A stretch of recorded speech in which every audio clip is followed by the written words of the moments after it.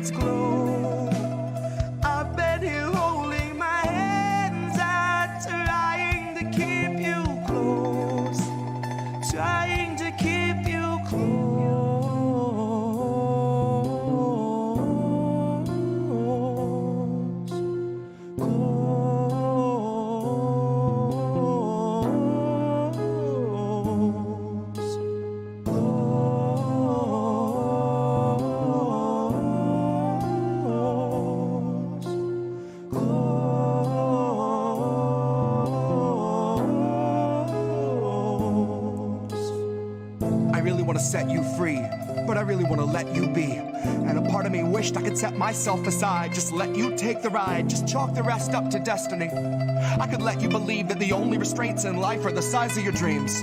Let you believe each kid grows up with the world at their feet. When I know too well it's open season, I know they're taking stock and raising stocks and raising stock. And I'm simply not here to sit and watch as you learn the lesson all cogs are taught. Keep your head down and keep to task and just keep on blocking the rest of it all out. Just keep on with the rest of the herd of a million adjacent oblivious workers. The forest unseen for the trees, and the trees unseen for the fallout. No, what's more damning, baby, the truth or the ignorance?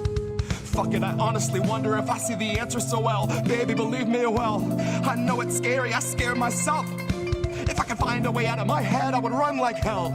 I would ditch this body politic, mindless occupant somewhere far from the dismal abyss.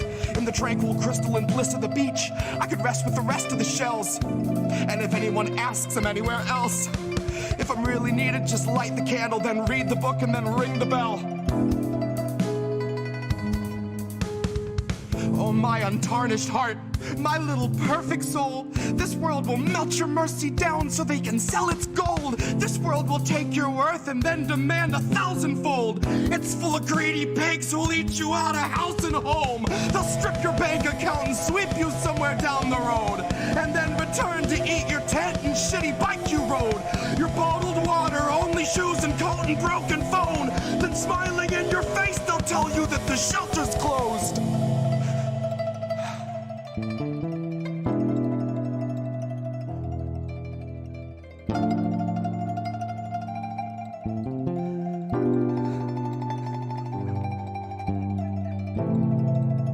When you are not with where majority of Americans are, then, you know, that is extreme. That is an extreme way of thinking.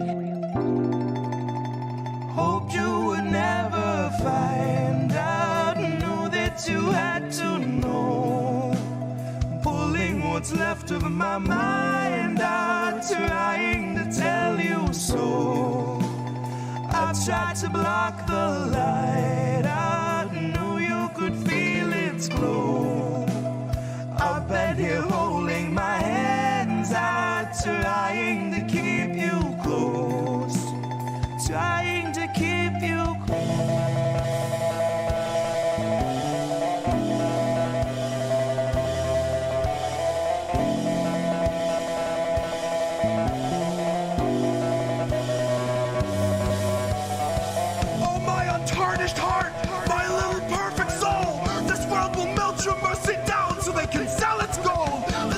Take your worth, then demand 1,000-fold.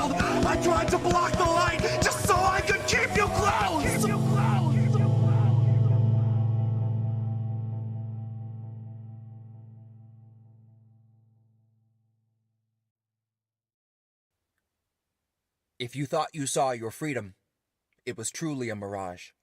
Freedom's locked a cell away from Julian Assange.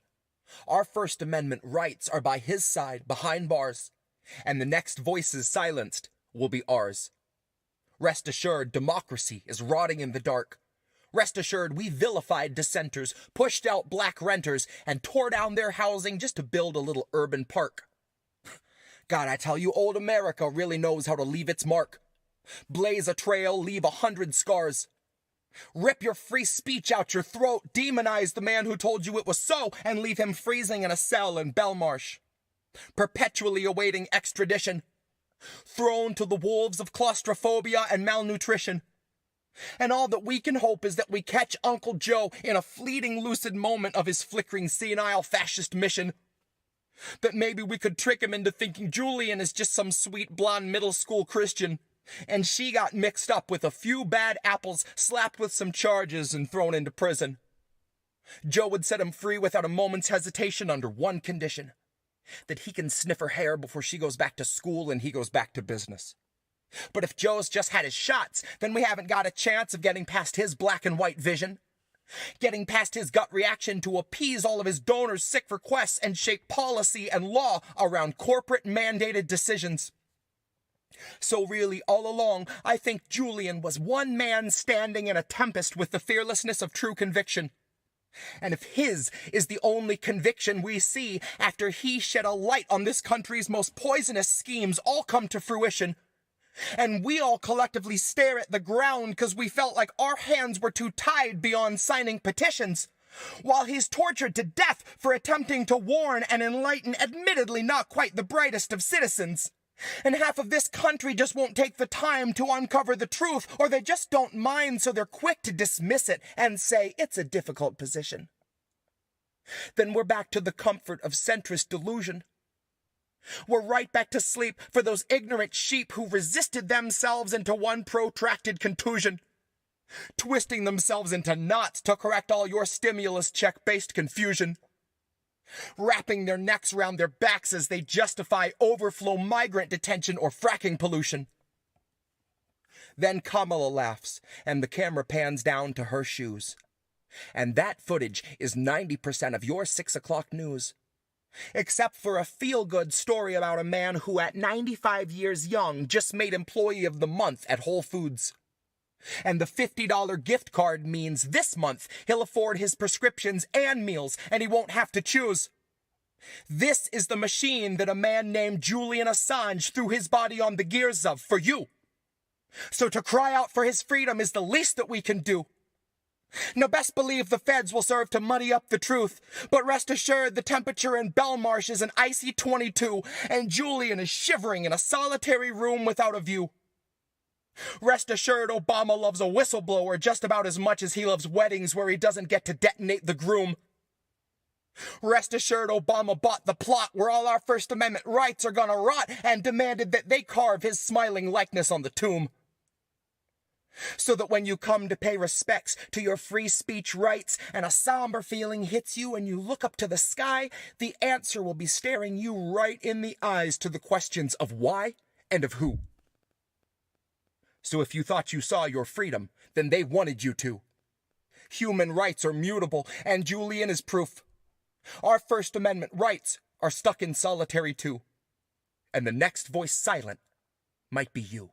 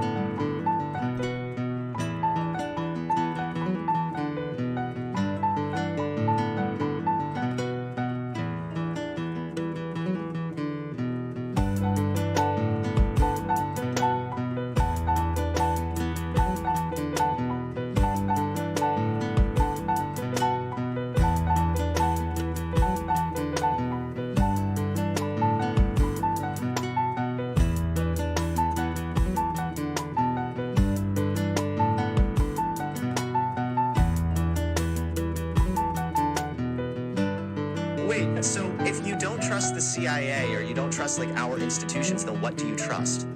Wait, so if you don't trust the CIA or you don't trust like our institutions, then what do you trust? The last track, I think I only blinked once. I skipped lunch. Blinked twice. Christ, shut your eyes. Now open wide. Fascists took the nation and inflation took a super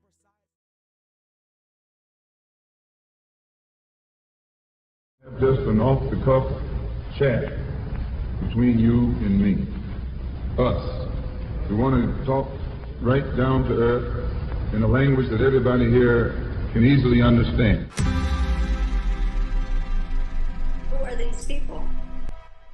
It's us. We're these people. I love that intro. I love that intro so much. I'm here with a different co-host this time, Oz LaFave. Hey guys, thanks so much for having me on. Friend of the show, DJ Joe Nice. How are you, friend? What's good? And you hear Nick say this all the time. The United States is the most propagandized country in the world. We are so fucked, you guys. Again, I'm sorry for being cynical, but seriously, No. we're fucked. We are Right. fucked. We are well and truly fucking fucked. Just appreciate all the work that you do and the platforms that you all are providing. Hey, you. Doing good. How are you guys doing? I think as independent media, we have a responsibility to be, we don't hide our bias, obviously, but we must stay true to the facts. What's up, Pam? Cheers and salutations. Smoke 'em if you got 'em. But I am here with a man that I've been waiting to talk to for the last couple of years, Nico House. As an educator, what I would suggest is that, first of all, podcasts like these are made.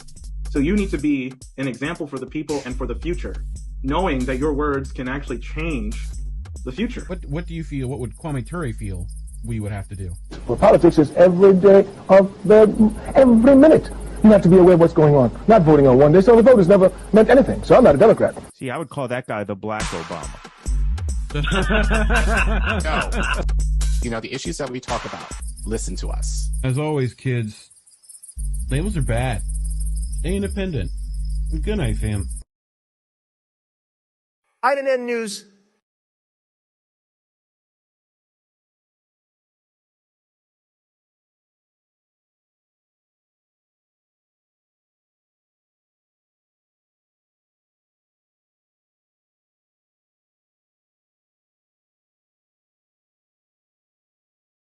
This and where's my microphone? Jesus Christ.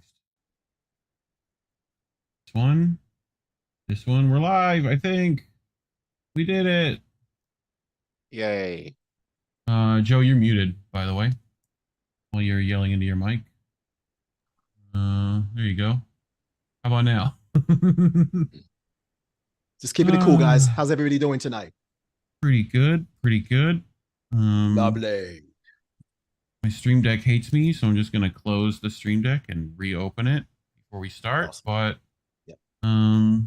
yeah, we got a bunch of stuff to cover today. So but yeah, in the news, I'm Reef Breland. This is Collin Radix-Carter. You know him. He's Care Bear. Blows DJ Joe Nice, friend of the show. How are you, Joe? That's it. I'm back. How are you, Collin? How are you, Reef? What's good, fellas? How's everything? How's life? Hanging in there. Yeah. A little tired, but otherwise okay. How have you been? You know what? Just healthy, handsome, heartfelt. Just live, direct here with you guys. Looking forward to tonight's chat. Out to everybody on Rockfin watching us, out to everybody on Rumble watching us, out to everybody on YouTube watching us. We got 15 viewers right now on YouTube, and I assume as the night continues to go on and as the episode continues to grow, yeah, we're gonna get more views tonight. People are rolling in. We're already at 18. Look at that. Numbers going up. Yeah, by the way, if you're on YouTube and you're watching right now, please press the like button. I don't want to say smash the like because everybody says that in podcast language. Oh, let's smash a like. No, don't smash anything.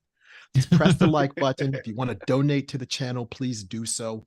We appreciate your eyes and your ears, everybody. After Gamer for Life, we see you. After Bryce Smith, after Mastermind Hour, after Rick. Got a lot of people in the chat on YouTube right now, and it's looking real nice. And I'm looking forward to a lovely chat with you fellas tonight. It's going to be a lot to talk about. So speaking of, so a couple of things. You actually approached us I did. And we're always more than happy to oblige you. Thank you. You wanted to come on, and can you explain to the audience what are you wanting to riff and raff about this evening? There's a lot to talk about. First, I know I went semi-viral exactly 2 weeks ago. I was unexpectedly interviewed on the War Room. Now, let me go ahead and set this entire scenario up. I was in Washington, D.C. to play a show at Flash Nightclub. It was me, my dear friend Mala, one half of Digital Mystics. Gosh, let me think. A couple of other artists, my buddy Scarian, who lives in Denver, Grand Ancestor, who's in D.C., and a brother named Crazy Roots, who is, I think, in Frederick. So, and my guy MC Twisty was on the mic. So I'm at Airbnb in Washington, D.C., and I'm about to take a nap, pre-show nap, get a little food, sound check, go back to the club, play the show, do my thing. I look at my phone, and one of the trending topics on X said Capitol Hill. I'm like, okay, whoa, Capitol Hill. What's going on in Capitol Hill? So then I go ahead and look at the other trending topics, and I see Jewish Voices for Peace, arrests on Capitol Hill. I'm like, whoa, people are getting arrested on Capitol Hill. What's going on? So I looked, and I saw that a bunch of activists from Jewish Voices for Peace had gone into, I think, one of the buildings of the House of Representatives or the Capitol building, and DC police decided to arrest these protesters. So I went ahead, changed my clothes, looked on Google Maps, and I saw, okay, it's 1.1 miles from my Airbnb, 22-minute walk. And I'm like, that's not a 22-minute walk. That's like a 15-minute walk because I walk fast. So walked over there. Then as I walked over there, I saw a group of people leaving where the protest had taken place because there was a much larger demonstration during the day. And clearly I didn't know about it. Otherwise, I would have gotten to Washington, D.C. much earlier than I did. So I walked around and I saw where the protest was happening and where the people were getting arrested.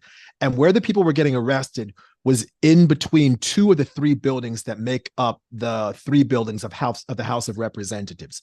Now, if you're looking at the Capitol building, the three buildings I'm referring to would be to the right of the Capitol building. Collin, you and I know where these buildings are because on January 3rd and January 4th, we were part of the Force the Vote protests to make sure that Nancy Pelosi withheld her vote for this, that the progressive members of the House withheld their votes for Nancy Pelosi's speakership until Nancy Pelosi agreed to have a floor vote for Medicare for all. And if you remember, we were standing on the back steps of one of those buildings. There were 30 of us. We had sourdough bread, hot chocolate, protest signs, and megaphones, and 15 cops showed up out of nowhere. 2 days later, you saw what happened on January 6th. So I was in between one of those two buildings, and there were probably 50 or 60 protesters there. So I'm streaming live on my Instagram feed, and my Instagram, Joe Nice DJ. Give me a follow, please. I'd love to have more followers. So I'm watching and I'm filming everything. And I hear a voice from behind me over my left shoulder saying, "Do you condemn Hamas? Do you condemn Hamas?" And I'm like, who is saying this? But I'm still filming. I'm filming. So then I turn my head to the left, and next thing you know, I see a guy with a hat on that said Real Voices America walking towards me. Something, where I'm from, you see a dude walking towards you with a little bit of gusto, you're going to, your spidey senses are going to kick in. So I'm like, whoa, hold on. Who are you? What it is? So he walks towards me, puts the mic in front of my face, and he says, "Do you condemn Hamas?" And I was like, "What are you asking me?" And he says, "Do you condemn Hamas?" And then that's when the interview began. So he started asking me questions. I had no idea who he was. He didn't introduce himself. He didn't say, "Hey, I'm Ben Bergquam from Real Voices America. I'm going to be interviewing you as part of Steve Bannon's War Room on Rumble." None of that happened. None of that happened before. It was, "Hey, do you condemn Hamas?" And then this 6-minute conversation happened. Right. So that's what was going on. So bear in mind, what you all can't see during that interview is me, and there's a camera. This guy, Ben, had a camera pointed directly at me and a camera person on the other side of that camera. What I can't see is Steve Bannon on a split screen on the other side of that camera. I had no idea all of this was going on behind the scenes. Right. So I had no idea this was going on behind the scenes. So I guess Ben is asking me questions, I'm answering them, and he's just like, wow, okay, wow, yeah, this is awesome, this is great. And I didn't know what to expect because I wasn't expecting to be interviewed. On top of that, I didn't know who Ben was, what his political affiliations or ideologies were, who he was working for. None of that was, I didn't know his name until about 4.5 to 5 minutes into the interview. Well, we'll play it in a bit. It's only 5 minutes from what I saw, so, but I wanted to make sure everyone got the rest of tonight's schedule. Okay. Yeah. Wanted to talk about we're going to talk about Joe Biden. We're going to talk about members of his cabinet and how none of these people in Joe Biden's cabinet are really interested in ending the war in the Middle East or any wars in general. And we're going to connect all the dots. And hopefully by the end of tonight's conversation, everybody will be a bit more educated about Joe Biden and some of the monsters that he has in his cabinet. Really, these swamp monsters, the same swamp that Donald Trump wanted to drain, but was unable to do so. These are the swamp creatures that Donald Trump is talking about. And we're going to go ahead and connect the dots, dot all the I's, cross all the T's, and make sure all the Oxford commas are in the proper places. So everybody knows who these people are. That way, when you go to the voting booths in about 12 months and a week or so, you'll know who to vote for or who not to vote for. Or you'll just, not participate, which is entirely possible. And by the way, that is your constitutional right to do so. Yeah. You wanted to talk about, we're going to talk about how freeing Palestine isn't enough, which I agree. Yeah, freeing Palestine is not enough. You just can't go ahead and say, yep, free Palestine, but then 6 months to a year later have another situation like what we're having now, or something worse than what is happening now, which is almost unimaginable. So we're going to talk about why there needs to be more of a comprehensive plan and more of a comprehensive message regarding freeing Palestine and ending the occupation, ending the conflict, ending the war, ending the brutalization that's happening in the Middle East on both sides. And the last part we're going to talk about is, why are war crimes war crimes? So often we hear, well, yeah, they bombed a hospital, that's a war crime. Or, they shot a civilian, that's a war crime. Or they assaulted a journalist that had a press notification and a chest plate that said press on the front. Why is that a war crime? We're going to have a brief discussion about the Fourth Geneva Convention, which is the founding document that I think 196 countries are signatories to. And this is the document, the Fourth Geneva Convention, that discusses the protection of civilians and the quote unquote rules of engagement regarding a war. Now, ideally, we would like to live in a country that does not have wars. Moreover, we would like to live in a world where we don't even have rules for wars because we don't want wars to happen in the first place. I like how Collin only had to do ultimately wars are crimes. Ultimately, wars should be criminalized. I love how Collin Googled war crimes, and this is like, he gets this photo. I was just like, yep, you do Google war crime and you got that? He was like, yep. Anyway, nice to see the American flag being represented there. Support us. We appreciate all the help. Here are plenty of ways you can support: Patreon, Substack, Rockfin, Rumble. You're there. We see it. We see you over there. You're on the Rockfins, you're on the Rumble, you're on those alternate platforms. TRMM 444. Hey, I saw you on the War Room. Yep, he was there. We're about to get to that. And thank you for all our supporters that are already supporting us. You see your name lovely scrolling across the chat there. Look at that. So speaking of the War Room, you were there. I caught you with this bombastic side eye to camera. Very nice. I'd be giving it that side eye too, especially when he came out. Me and Collin definitely wanted to showcase this. He didn't necessarily ask us to, but we watched that interview and we felt like we needed to say some things.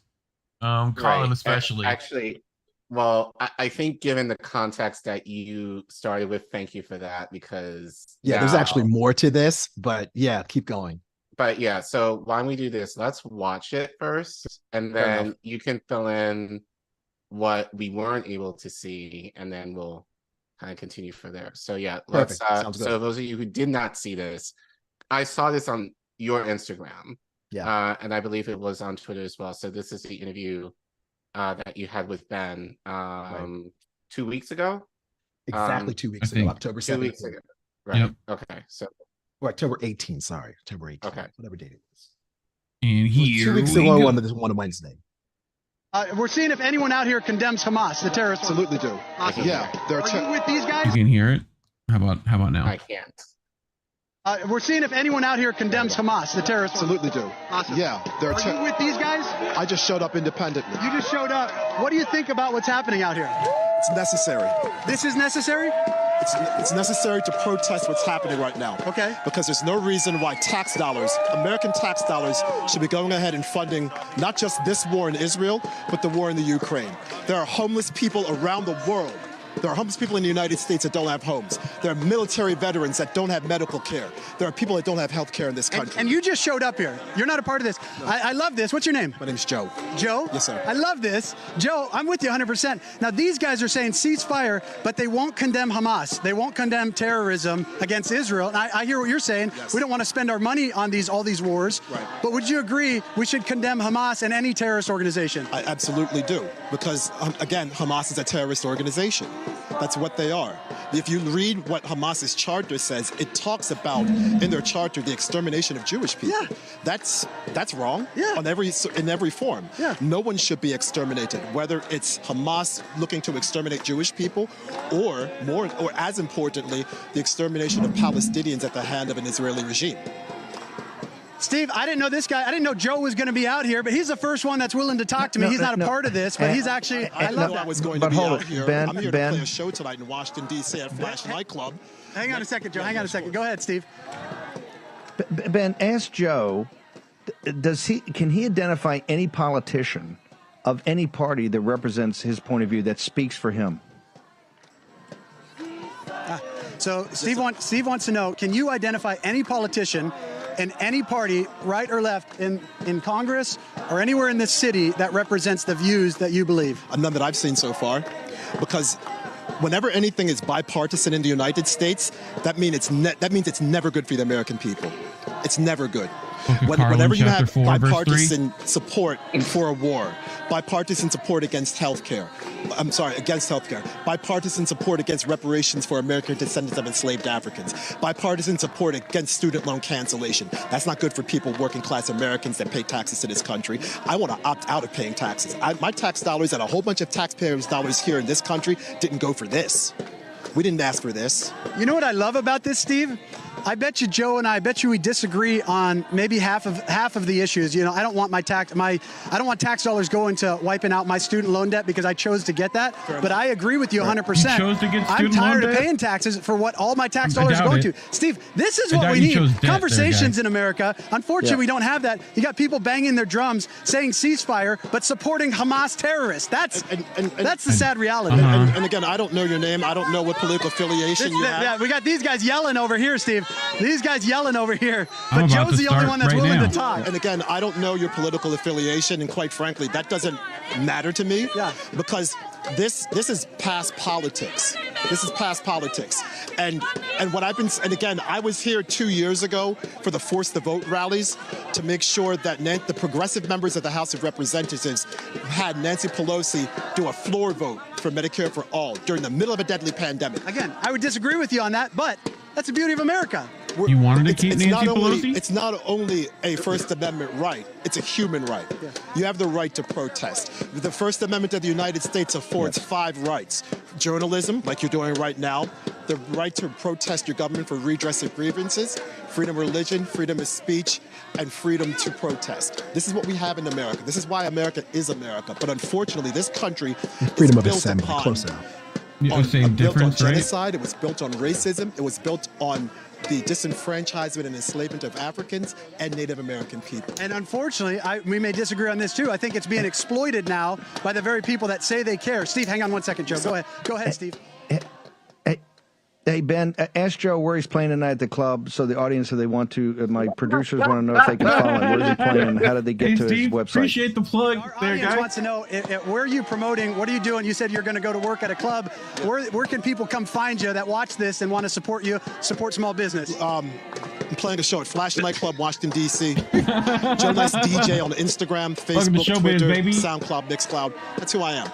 Again, I don't know your name. I'm Ben. Ben? God bless you, brother. Likewise, Great to brother. meet Thank you so much. And again, I fully support the idea of a protest because politics, bad politics, not only bad politics, but bad policy and dishonest politicians got us into the position we are in right now.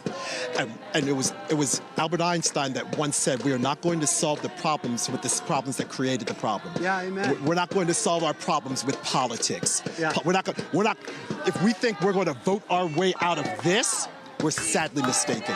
There needs to be more protests like this. Wow. There needs to be industrial. I would disagree with like this because they're supporting terrorists, but No, yes, they're in not. general. Yes, but against this corrupt government. I thoroughly agree with that. We agree on that. Yeah. There needs to be protests, but in addition, there needs to be industrial action. We need work stoppages, worker strikes across this country, intra-industry and inter-industry. Because right now the government is not listening to the people. They're not listening to the people. They're not. We've had a bunch of politicians in this country that are doing whatever they want, and that has to stop. Yeah. Collin, I'm going to just let you, because from the jump, Ben, your hat's on way too tight. We're going to have to talk. All right?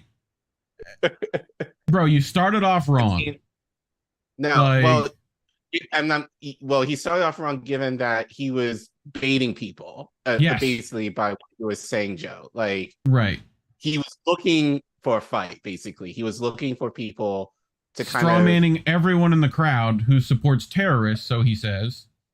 You know. And then he came to you, and you actually had a decent conversation with him that he had to, he wouldn't even let you finish thoughts because you actually smacked him upside the head that he can necessarily get a word in that kind of fit within this narrative. But I do have a lot more to say, but I know you said there was more to this. Yeah, so you want to share? Yeah. Let me go ahead and kind of add a bit more context to everything, and then Sure.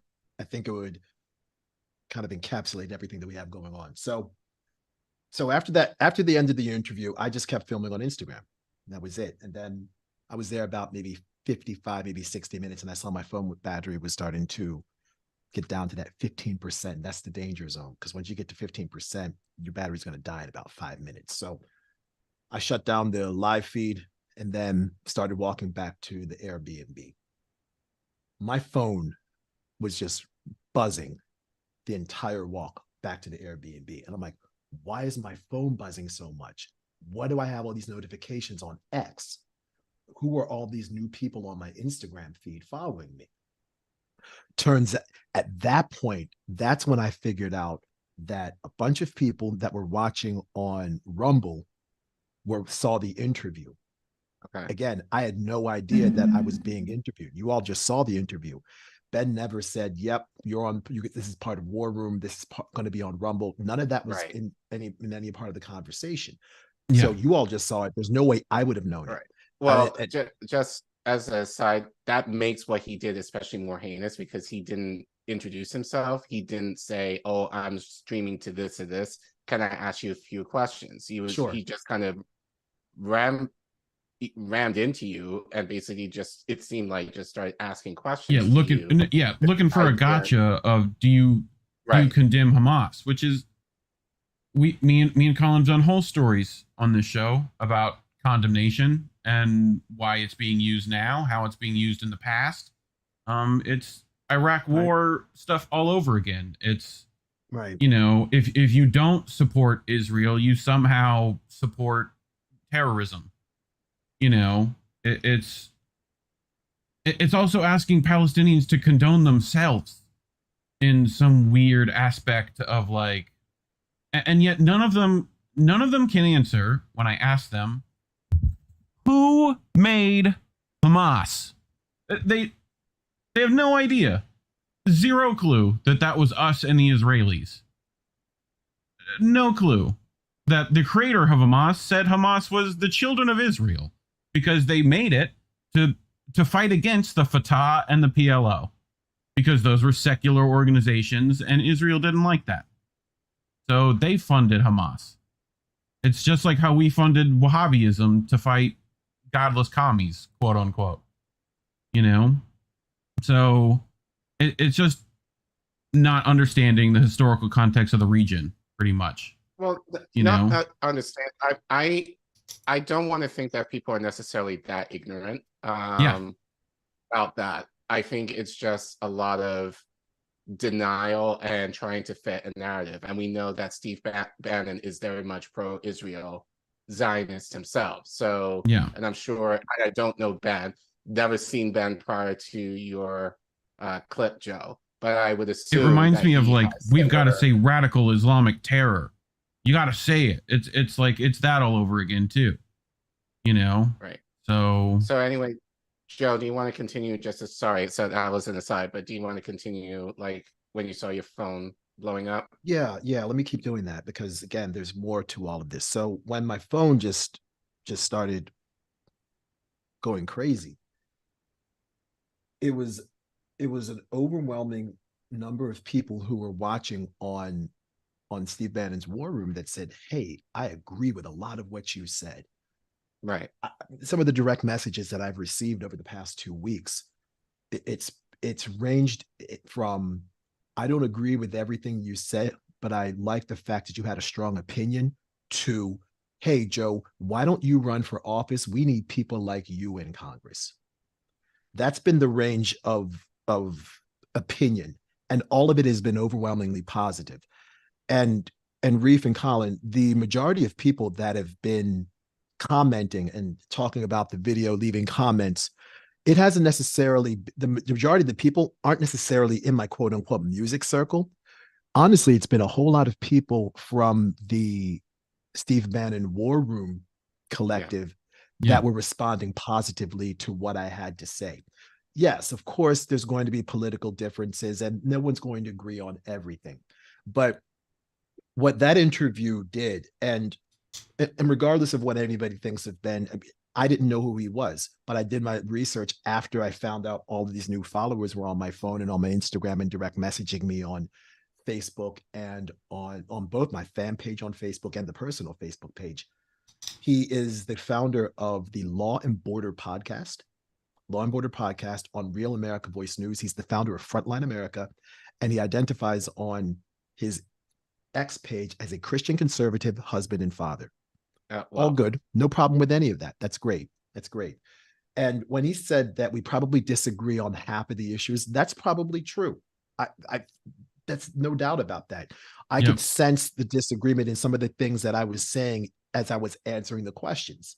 I could sense that, especially when I talked about how America was founded on racism and the disenfranchisement of Africans and Native Americans. And when I talked about student loan cancellation, I could sense the disagreement. And that's okay. We're allowed to disagree. That's fine. But what I also noticed was there was an obvious consensus with much of what I had to say in that interview.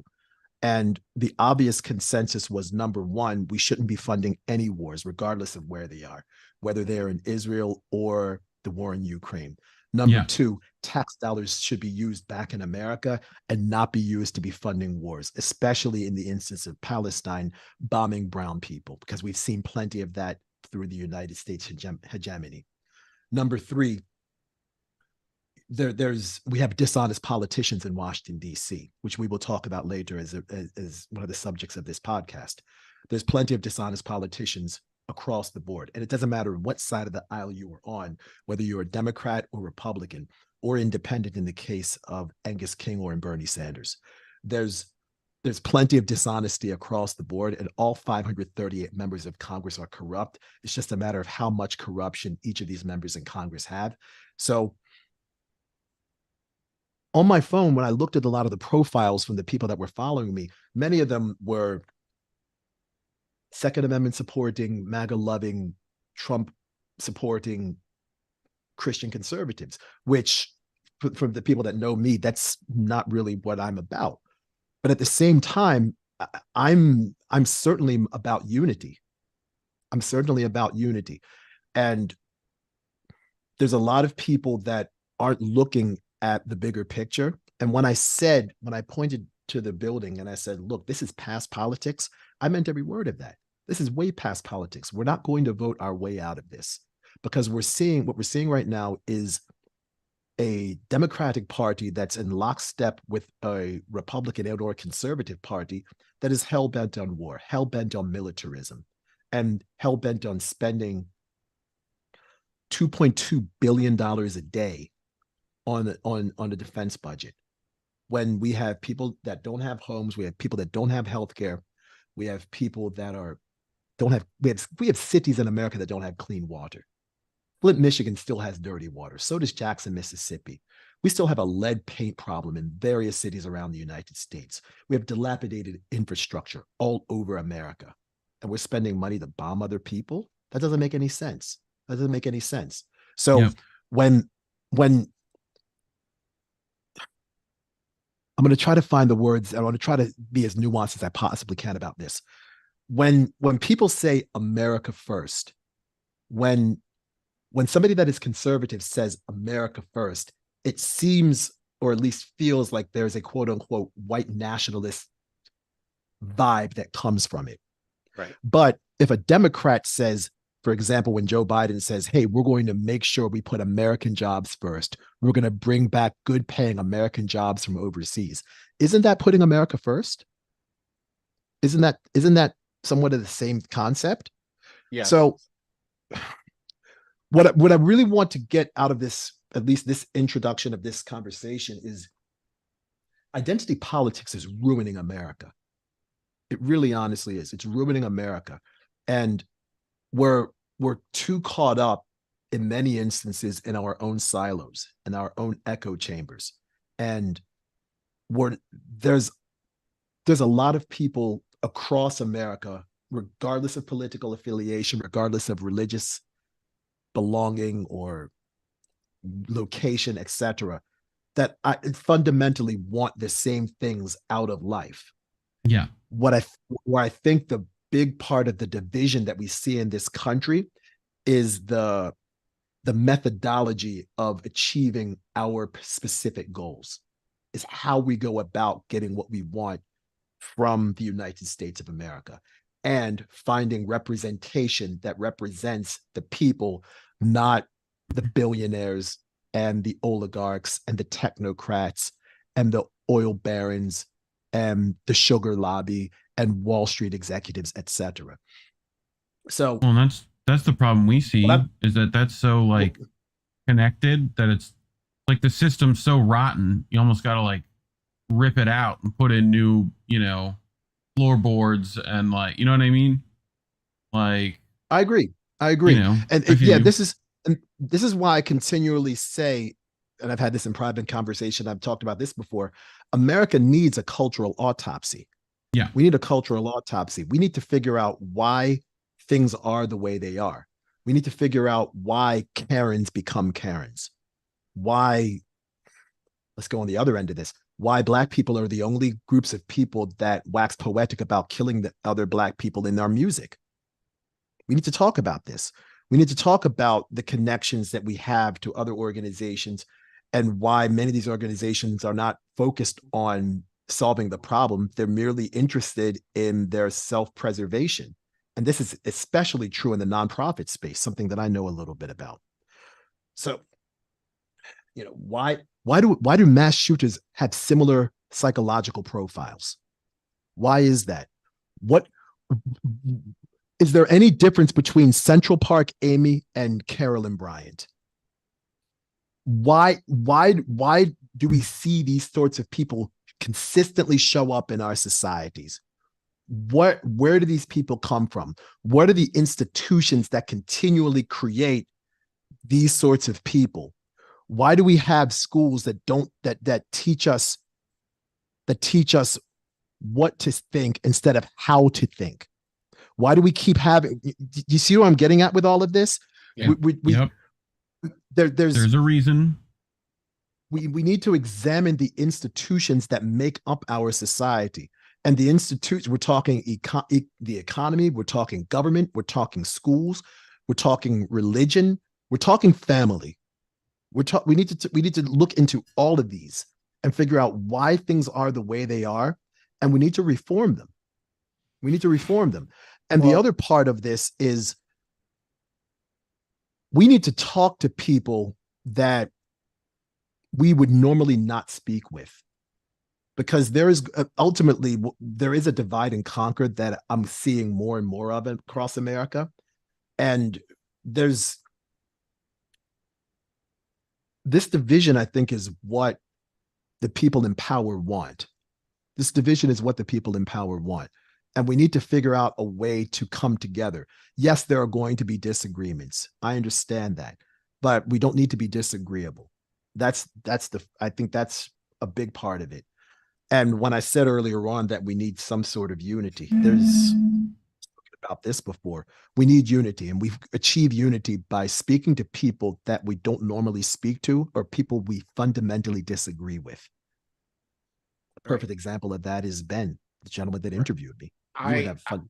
Go ahead. But even with that, even with this interview, and I think this has been my frustration. Okay. Reef knows this for the last few weeks in talking about the Israel-Hamas conflict. Sure. Like, my question is, and I've actually had a lot of talks with, shout out to Indy, like having a lot of talks with him as he is Jewish. Sure. What is missing from the narrative in terms of this conflict? And you've noticed, and I'm sure a lot of you guys in the chat, and you have noticed over the last few weeks, there's been a lot of talk of ceasefire, which I think Reef was kind of sharing with you before we went live. For me personally, I have a problem in the way that it's kind of being phrased just as a catchphrase almost, in terms of the idea of like, yeah, you're calling for a ceasefire among, I guess, Hamas and the Israel government, but you're still willing to fund Israel with billions of dollars to continue their military. We've also showcased how much it's not just Hamas. There's like 9, 10, 15 different like revolutionary groups there. Hamas, even among itself, is split up into 4 or 5 different groups. That not all of them agree with tactics and decisions, and so yeah, I mean, there's nuance everywhere here. So well, I honestly, I don't think there's that much nuance at all in this case, because it's the idea of like, Israel is a product of a colonizer project that was meant to take European Jews and bring them into an area of the world that was seemingly promised to them. And I've mentioned this several times, but the idea that the British government was willing to give countries like Uganda, Kenya, Argentina, Madagascar as possible settling countries, because and I put this in a tweet. This came from, I believe, in Encyclopedia Britannica, that the British government considered Uganda a choice option because it was uninhabited. This was at the turn of the century. Uninhabited. You mean to tell me that people in Uganda weren't living there prior to the 1900s? Right. Well, it's just like South Africa was uninhabited before they got like, so same difference. We saw how that went. So what my frustration is that I think, kind of going back to this interview, is that people are focused on October 7th and now. And people might say, oh, I sympathize with Palestinians and their struggle and whatever else. Yes, we need to get them humanitarian aid, like all this, like they have no water, they have no electricity cut off. That sucks. A lot of people are hearing that. But I think for me, like what I would have loved for you to have shared with Ben and Joe, and I think especially with the audience that now we know, we're listening to you. We could have, and I think this is kind of like a learning point for a lot of us who might be in a similar situation that you're in, especially if you're going to any of these rallies and you don't know who may have a camera on you. You have an opportunity to kind of share. So, and I think to Ben's, I think Ben was gracious in, well, like he came off like car salesman, but he let you speak, so I will give him credit that he allowed you to speak. I think that's Joe's able to transition well enough. You know what I mean? Right. Right. You would be like, hold my beer. I can talk about real shit while you try to trap me and shit. Because Ben obviously had an agenda. Like he wanted to, he ambushed you thinking, oh, you're going to be like all the others here. All the others here. And you are, you're wanting to persecute Israelis and all whatever stuff. And I've known you for a long time. That's not what you're about. You are a man of truth and you're a man of knowledge, and and you share that. Speaking of which, do you know where Steve Bannon comes from? By the way, do you hear how he made a lot of his money? It's just an interesting little side note. It was World of Warcraft gold farming, oddly enough.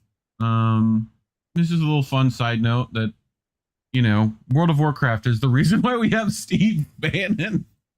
But anyway, I'm just kind of frustrated with the idea that people are not talking about, as we said earlier, why Hamas is as it is. Like Hamas became a resistance group in the 80s, right? But we've had this issue with, the Israeli occupation coming into Palestine, terrorizing the indigenous people that were living there since 1948. And it's the idea of, okay, like you think that once they fully occupy Palestine that they're going to stop, like they're looking to Lebanon, they're looking to Egypt, they're looking to expand into Jordan as well. Syria. So right. So all these countries that are within that vicinity, that's why I think especially those countries in that vicinity are kind of a little weary as far as letting Palestinians into those countries, because it's like, if we allow them in, that gives Israel carte blanche to kind of terrorize us too. These are the discussions that we're not necessarily having in mainstream media, but more importantly, and I think this is the key thing, that people are not talking about the Zionism that is the root of all of this. In terms of, as I said, that this is essentially the product of a colonial project meant to persecute the indigenous people that have lived there for centuries.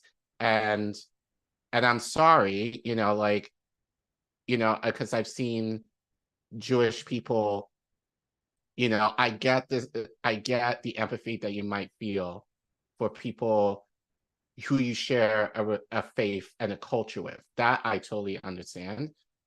But, and Joe, we kind of experienced this during the Jewish float protests a few years ago.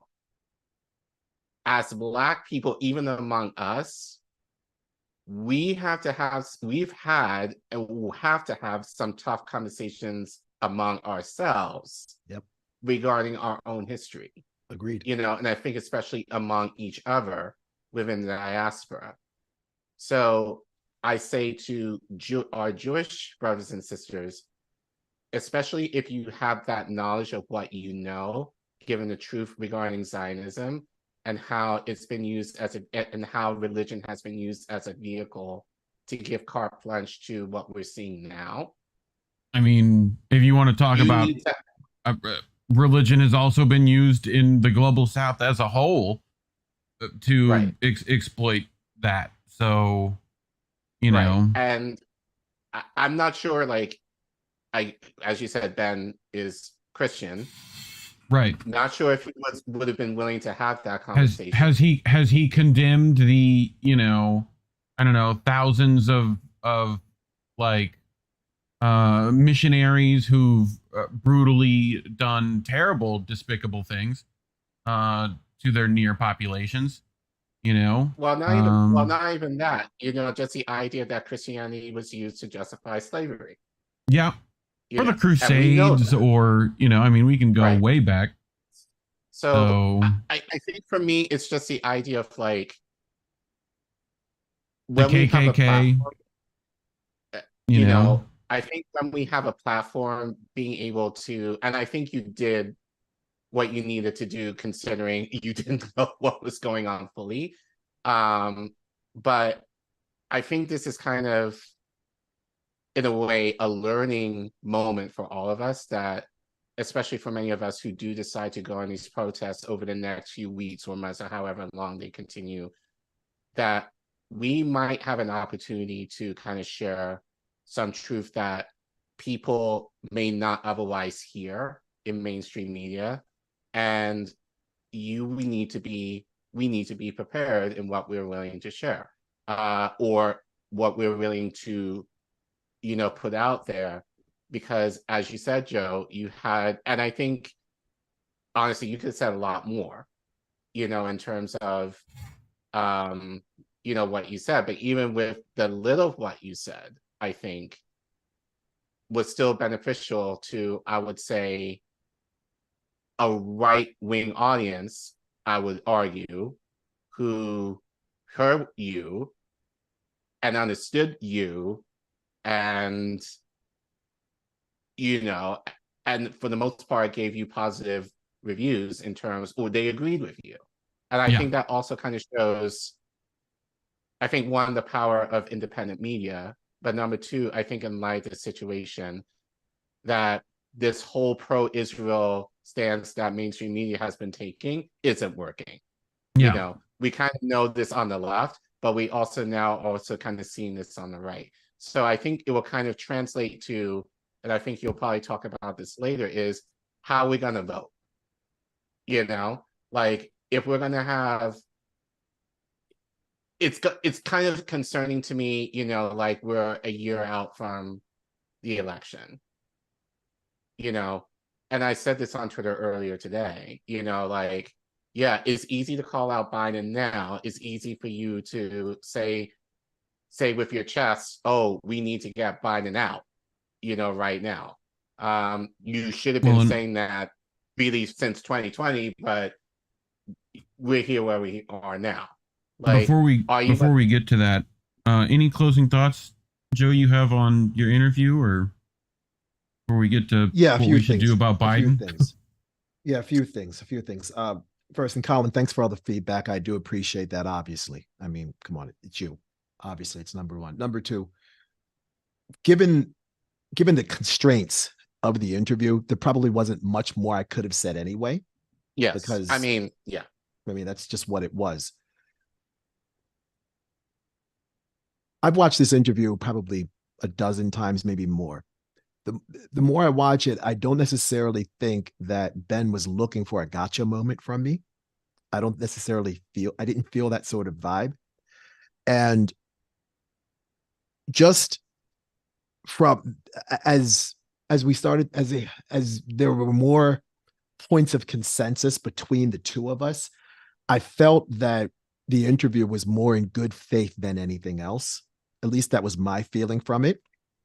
I felt that, sure, there may have been some people that were unwilling to speak to him because they knew what Real America Voice was. And then identity politics kicked in. They were like, oh, Real America Voice. Okay, that's far right-wing conservative, Christian conservative.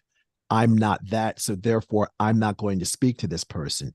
I guess from my perspective, my ignorance just seemed to work out for a somewhat viral interview, because I didn't know what a Real America's Voice was. And I didn't know that Steve Bannon was on the other side of that camera. I had no idea about any of this.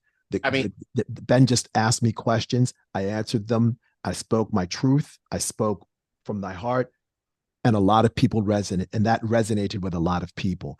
And that kind of goes back to what I was going to say earlier on with regards to unity. Like I said in the interview, we're not going to vote our way out of this. We're not. And there's going to come a time, at least I feel there's going to come a time sooner rather than later, that we are going to have to lean on people that in years past or in months or in weeks past, we wouldn't necessarily stand with because of the perception of identity politics. Does that make sense? Yeah. And given what we know about Ben, and then he's the founder of this network, he was working for Steve Bannon on the War Room, and he identifies as a Christian conservative. Fine, that's all well and good. I got no problem with that. That's your thing. You are allowed to believe what you want to believe. Go for it. What I found most honestly refreshing is probably the best word I could come up with, is the fact that someone whose politics is quite opposite of mine, he even acknowledged in the interview, we probably disagree on half of the issues. We probably disagree on probably more than half of the issues. And that's okay. What we found was consensus. And that's part 2 of what I was going to talk about regarding unity. We find people or that we would normally not speak with, or people that we would probably fundamentally disagree with. The next step is find something you all agree on, or more than one thing you all agree on. We talked about this maybe 30 minutes ago. There's plenty of stuff that Ben and I agreed on. The third part is we mainstream or popularize that consensus or that agreement. We make it popular. Hey, you know what? Yeah, there's a bunch of people who are on the right that don't want to fund these wars. There's a bunch of people on the left that don't want to fund these wars. There's a bunch of people on the left that don't want tax dollars going to bomb other people in the Middle East. And we should be using that money in America for a variety of issues, whether it's healthcare, housing, student loan cancellation, infrastructure, etc. There's plenty of stuff we can agree on. There's plenty of stuff we can agree on. And then the fourth part, and this is what I talked about in the interview about dishonest politicians, bad policy, and bad politics, is we enforce the consensus or the agreement that we have with people we don't normally speak to or would not have conversations with policy, good policy. And that goes to the flip side of that is, well, in order to have good policy, we need good policy makers and people in Congress that represent the in the words of Star Trek 3, the needs of the many and not the needs of the few. Does that make That's sense? what the whales, right? So, exactly. So that was it. And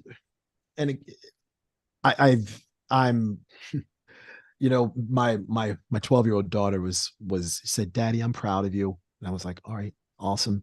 And my mom. And Collin, my mom's a Trinidadian woman. You already know the vibes. My mom was like, "Joseph, you know, you talk to anybody I know."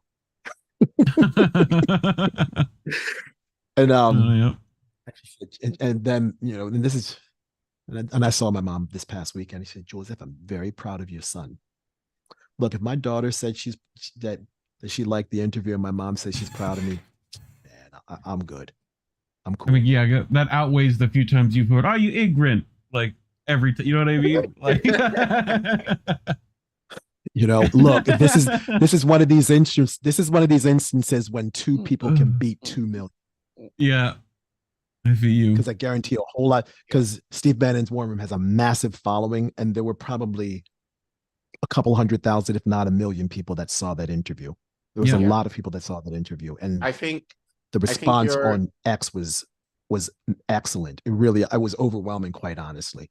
It just reminds me of, like, I think that's, for me, a huge reminder of not being afraid to speak the truth. Mm-hmm. Because I think in as much as, you know, mainstream media will do anything that they possibly can, or any people within the lobbyists of the powers that be in government will want to tear you down, you know, to uphold the narrative. You know, there's, I would argue, way more people who will agree with you in opposition of that. So I think your your interview proved that, that you were able to find, and I think honestly for me, I probably would have been a lot more forceful personally, but that's just me. But I think with you, you found, I think you very quickly discovered what were the commonalities that Right.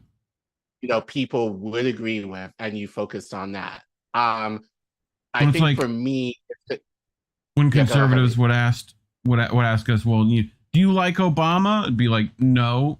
Here's why. Like, right. It's the same kind of thing. It's like, do you condemn Hamas? It's like, well, I don't. Look, here's what it is. Like you get to explain your point in a way that they probably not heard before. It's like when you go, yeah, Obama took 2 wars, made them 7. Like you go through the list in your head. They go, oh yeah, no, I get that. That sucks. Right. So yeah, I think I think it's class struggle at the end of the day. We're all from the bottom. So right. I think for me, it's just the idea of if people like that speak to you, you almost want to make them regret that they did, because in a way, because again, just the idea that Ben was like, do you? And we got to be careful with our language here, but do you condemn this group? It's the idea of like, you can't condemn them without condemning the Israeli government and ours by association, who continues to fund the military defense of Israel that allows the persecution of Palestinians since 1948. And their war crimes and our war crimes to combat supposed radical Islamic terror. People forget Gitmo still exists. Abu Ghraib still happened. So but those are done by the real monsters, all that stuff, which we're about to get to, I think. So we're about to tell you why if you don't know already. Collin, you want to set it up? So Joe, you actually, this is what you initially pitched to me. I think it was a couple of weeks ago when you contacted me. It was like, yo, man, just a quick check-in, and you were like, I really want to talk about this. I really want to have the opportunity to expose Biden for the devil that he is. And I mean, you've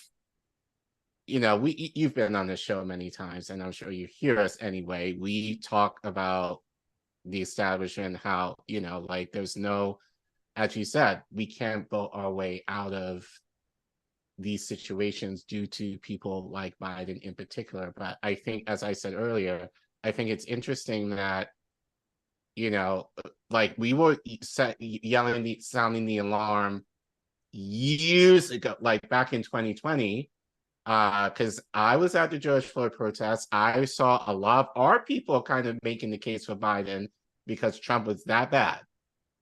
And I had a lot of things to say to a lot of those activists back then, and people got very happy, seemingly 3 years ago when Biden won the presidency, and everyone thought, okay, we got rid of Orange Bin. And now 3 years later, we are possibly in the midst of another, 2 extra wars on top of the ones that we're on top of the 7 we were already in, right? Right. Yeah, and then some. And then some. Plus the economy is just shit, but pretty much if you're in the middle class in this country. So, so we did want to give you the opportunity. I mean, you will say this better than we ever could, but we wanted to give you the platform to share. And we know you brought receipts upon receipts upon receipts upon receipts. Yeah. As to why, and I mean, we've said this, but in your opinion, and I say this is, if you're going to have this energy now, not to vote for Biden, you better keep that same energy, if not even more so, a year from now. Agreed. So share why that should be the case. Agreed. And thank you guys. I appreciate this because a little more than maybe 3.5 years ago, I vividly remember people saying, "Oh my God, hey, Biden's the guy." And Collin, we were like, "No, not him, no." Right. No. And many people in the mainstream legacy American media remember that Joe Biden is the architect of the crime bill. But it just seems like everybody just focused on the crime bill. Yep, Joe Biden wrote the crime bill. Few people would mention the crack bill as a bad policy, in which it was, that Joe Biden was responsible for. And I think we want to play this video because there's a lot of legislation that Joe Biden wrote that a lot of people are unaware of that we need to talk about. Because when we talk about the legislation that Joe Biden wrote, nearly every adverse socioeconomic and sociopolitical position that most Americans live under can almost directly be attributed to Joseph Robinette Biden Jr., the current president of the United States. There's a ton of bad legislation, and we're going to talk about all of it. And when we're done talking about all of this, I hope the audience is considerably more educated as to the monster that Joe Biden is. Because sure, it's low-hanging fruit to go ahead and say that Trump was incompetent or Trump didn't know what he was doing. And that's all well and good. And you're entitled to your opinion. But the last time I checked, Joe Biden didn't write a bill that put Donald Trump didn't write a bill that put 100,000 cops on the street and paved the way for the private prison industry. Yep. Donald Trump didn't write a bill that eventually became the Patriot Act. Donald Trump didn't write a bill that made canceling student loans next to impossible and medical debt through bankruptcy almost impossible. Trump didn't do any of that stuff. Biden did that. He did that. So we're going to talk about the legislation tonight. And I think this video is going to be a perfect illustration of where we want to go first. And then we're going to talk about the applicable legislation and the applicable bills that Joe Biden wrote after we watch this. In 1986, Congress has passed over 230 new or expanded penalties for drug and criminal offenses in this United States. 230 new penalties. And these penalties range from an automatic 5 years in jail for any person caught with a rock of crack cocaine, a piece of crack cocaine as small as a quarter. I don't have a quarter with me, but if you visualize what one looks like, yeah, I do have a quarter. Right, like a rock.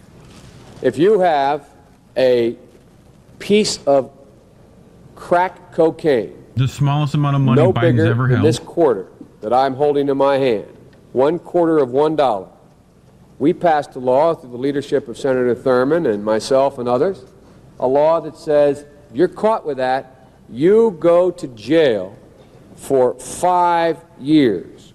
You get no probation. You get nothing other than 5 years in jail. Judge doesn't have a choice.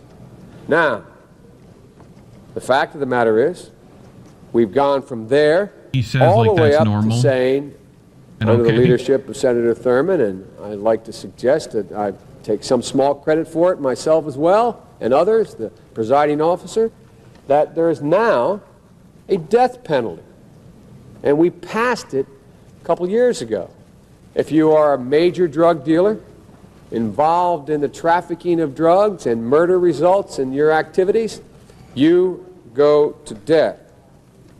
And a number of other severe penalties. We changed the law so that if you are arrested and you are a drug dealer, under our forfeiture statutes, the government can take everything you own, everything from your car to your house, your bank account, not merely what they confiscate in terms of the dollars from the transaction that you just got caught engaging in. They can take everything. We have laws in the last several years where we don't allow judges discretion to sentence people. Flat time sentencing. You get caught, you go to jail. I mean, that's the great stuff, all right? right? Let's break that video down. Let's go ahead and break that entire video down. There's several pieces of legislation that I think we need to talk about in this video. Now, the first piece of legislation we want to talk about is the Comprehensive Asset Forfeiture Act of 1984. The Comprehensive Forfeiture Act of 1984. Now, this bill authorizes what's called civil asset forfeiture. For those who don't know what civil asset forfeiture is, civil asset forfeiture happens when the cops think that you have some what's called ill-gotten gains, and you can't prove how you got those ill-gotten gains. So the cops can confiscate your property, just like they said, just like Joe Biden said in the video. And then you now have to go ahead and prove to a district attorney how you got this property. Most often you see civil asset forfeiture take place with money. People just don't trust banks, and they'll drive around or have large quantities of money on their person. Let's say a cop pulls them over and they say, hey, let me go ahead and inspect your car. You can agree to the consent of the search of your car, and they find, let's say, $10,000 in 50s and 100s. The cop asks you, hey, how'd you get this money? You say, look, I don't keep my money in banks. The cops can take your money. That's civil asset forfeiture. That bill, that Comprehensive Forfeiture Act of 1984, became part of the Comprehensive Crime Control Act of 1984. Now, if you remember in the video, Joe Biden mentions a person named Strom Thurmond. Strom Thurmond. We will discuss Strom Thurmond much later on in all of this.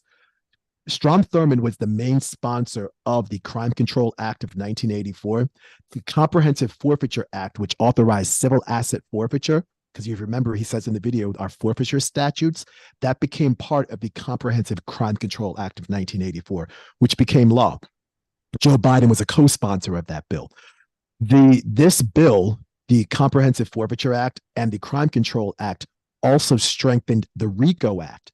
Yeah, remember, we've seen the RICO Act in recent conversations.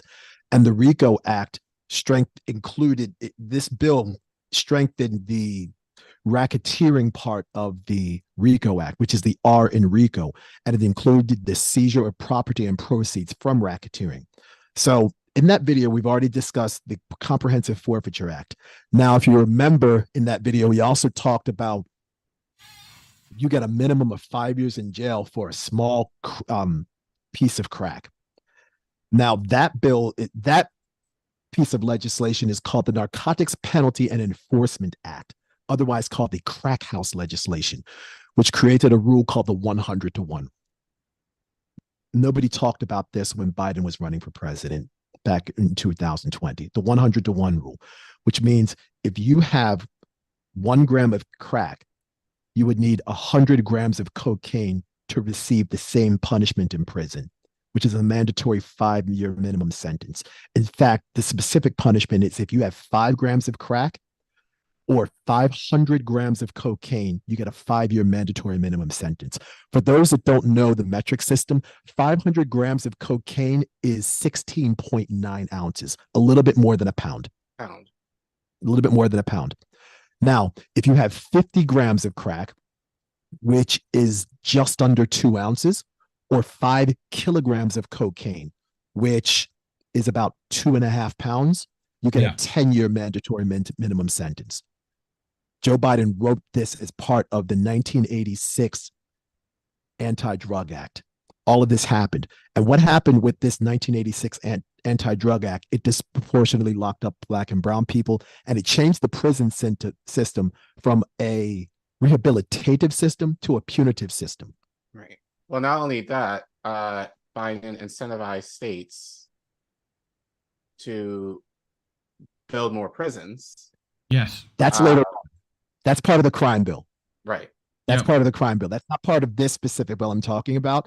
That's part of the crime bill. Yeah, we're going to get to that too. We're going to get to that also. Now, if you had any felony drug convictions, you had to serve a mandatory minimum sentence of 5 years with a maximum up to 40 years.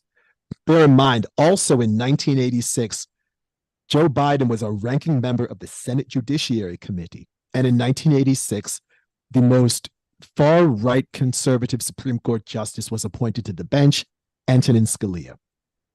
Antonin Scalia.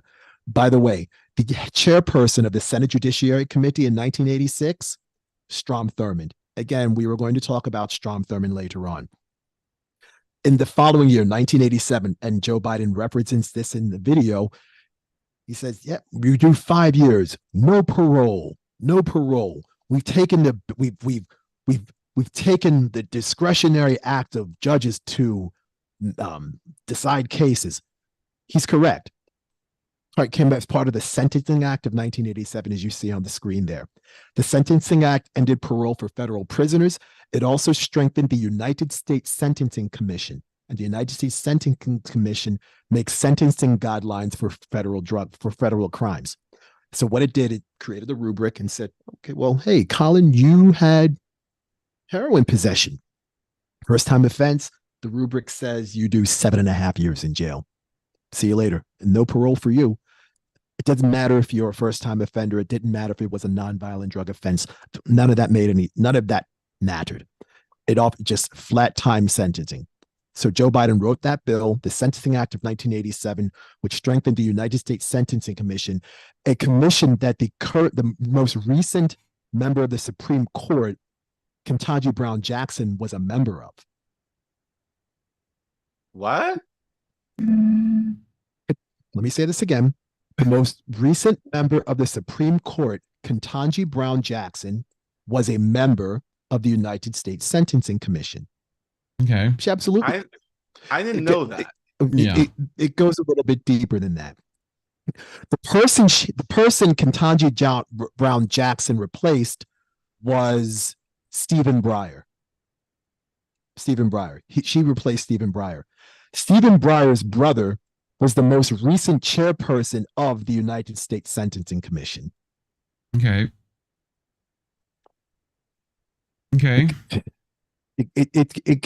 There's more to all of this.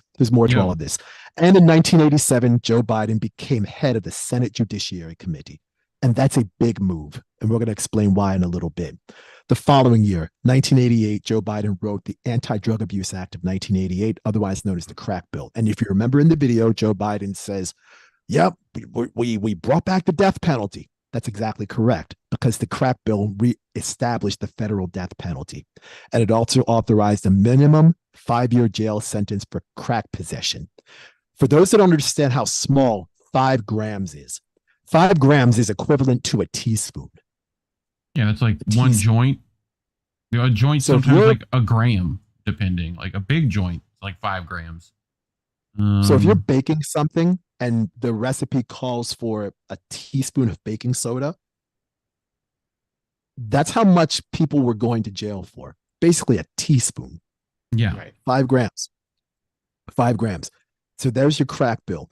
The following year, 2 years later, 1990, Joe Biden wrote and sponsored the Crime Control Act of 1990. Now, this wasn't mentioned in the video, but it's important to talk about this because what it did, it eliminated all plea bargaining for federal drug crimes. Now, if you remember, about a year ago, there was a conversation about Joe Biden canceling student loans, and he misused the Higher Education Act, and he lied to everybody. Joe Biden has never been interested in canceling student loans. He's never been interested in it. Here's why. The Crime Control Act increased the wait time for bankruptcy dischargement of privately held student loans from 5 years to 7 years. It also made conditional grants for education non-dischargeable through bankruptcy. Now, why would Joe Biden do this? Because Joe Biden was from Delaware. Delaware has a lot of banks, no state taxes, and a lot of private banks that held privately held student loans. Their headquarters were in Delaware. So Joe Biden did all of these banks a solid, especially MBNA America Bank, which eventually got bought out by Bank of America, if I'm not mistaken. Yeah. And so Joe Biden is essentially single-handedly responsible for a large group of Americans not being able to get their student loans canceled through bankruptcy. That happened. 1991. I hope everyone's seated for this. 1991. Remember, Joe Biden was head of the Senate Judiciary Committee. He is single-handedly responsible for the Supreme Court appointment of Clarence Thomas. Right. Now, Joe Biden was head of the Senate Judiciary Committee, and at the time he had credible evidence and corroborating evidence which favored Anita Hill's sexual assault allegations against Clarence Thomas. He chose to not look at the evidence, and he chose to not speak to any of the witnesses that could have corroborated Anita Hill's story. Instead, he completely embarrassed Anita Hill in the process. By the way, Clarence Thomas was Anita Hill's supervisor when they were both working as lawyers in, the United States Department of Agriculture, if I am not mistaken. And I think Clarence Thomas was chief legal counsel there, and Clarence Thomas was Anita Hill's boss. Weeks later, Clarence Thomas got a Supreme Court appointment. Now, Clarence Thomas's Supreme Court appointment paved the way for Brett Kavanaugh to be a Supreme Court justice. And I know some of you all in the chat are like, well, Joe, wait a minute. How could that be? We'll get to it. We will get to it. We'll get to it. 1991, Joe Biden wrote the first version of the crime bill. And Collin, you might have a screenshot of that bill available. Joe Biden wrote the first version of the crime bill. That crime bill didn't go anywhere. In the same month, Joe Biden wrote the Police Officers Bill of Rights Act. Most people don't even know about this. The Police Officers Bill of Rights Act gave greater protection to cops and accused of misconduct, and prohibited state and city government officials from asking questions about an officer's finances or his or her family's finances during a police misconduct investigation. So essentially, it was asset protection for the cops. Later that year, in 1991, Joe Biden wrote the second version of the crime bill with Strom Thurmond. And I know I've mentioned Strom Thurmond about 3 or 4 times in this conversation, and so did Joe Biden. Who was Strom Thurmond? Strom Thurmond was a segregationist. There's no two ways of looking at this. He was a segregationist. He was Joe Biden's mentor when Joe Biden became a senator in 1972. In 1948, Strom Thurmond ran for president under the States' Rights Party, otherwise called the Dixiecrat Party. Now, the Dixiecrat Party wanted to go back to the days of segregation. They supported white supremacy, and they vowed to keep Jim Crow laws in effect. This is the Dixiecrat Party. This is the party that Strom Thurmond was the party leader of. It gets worse.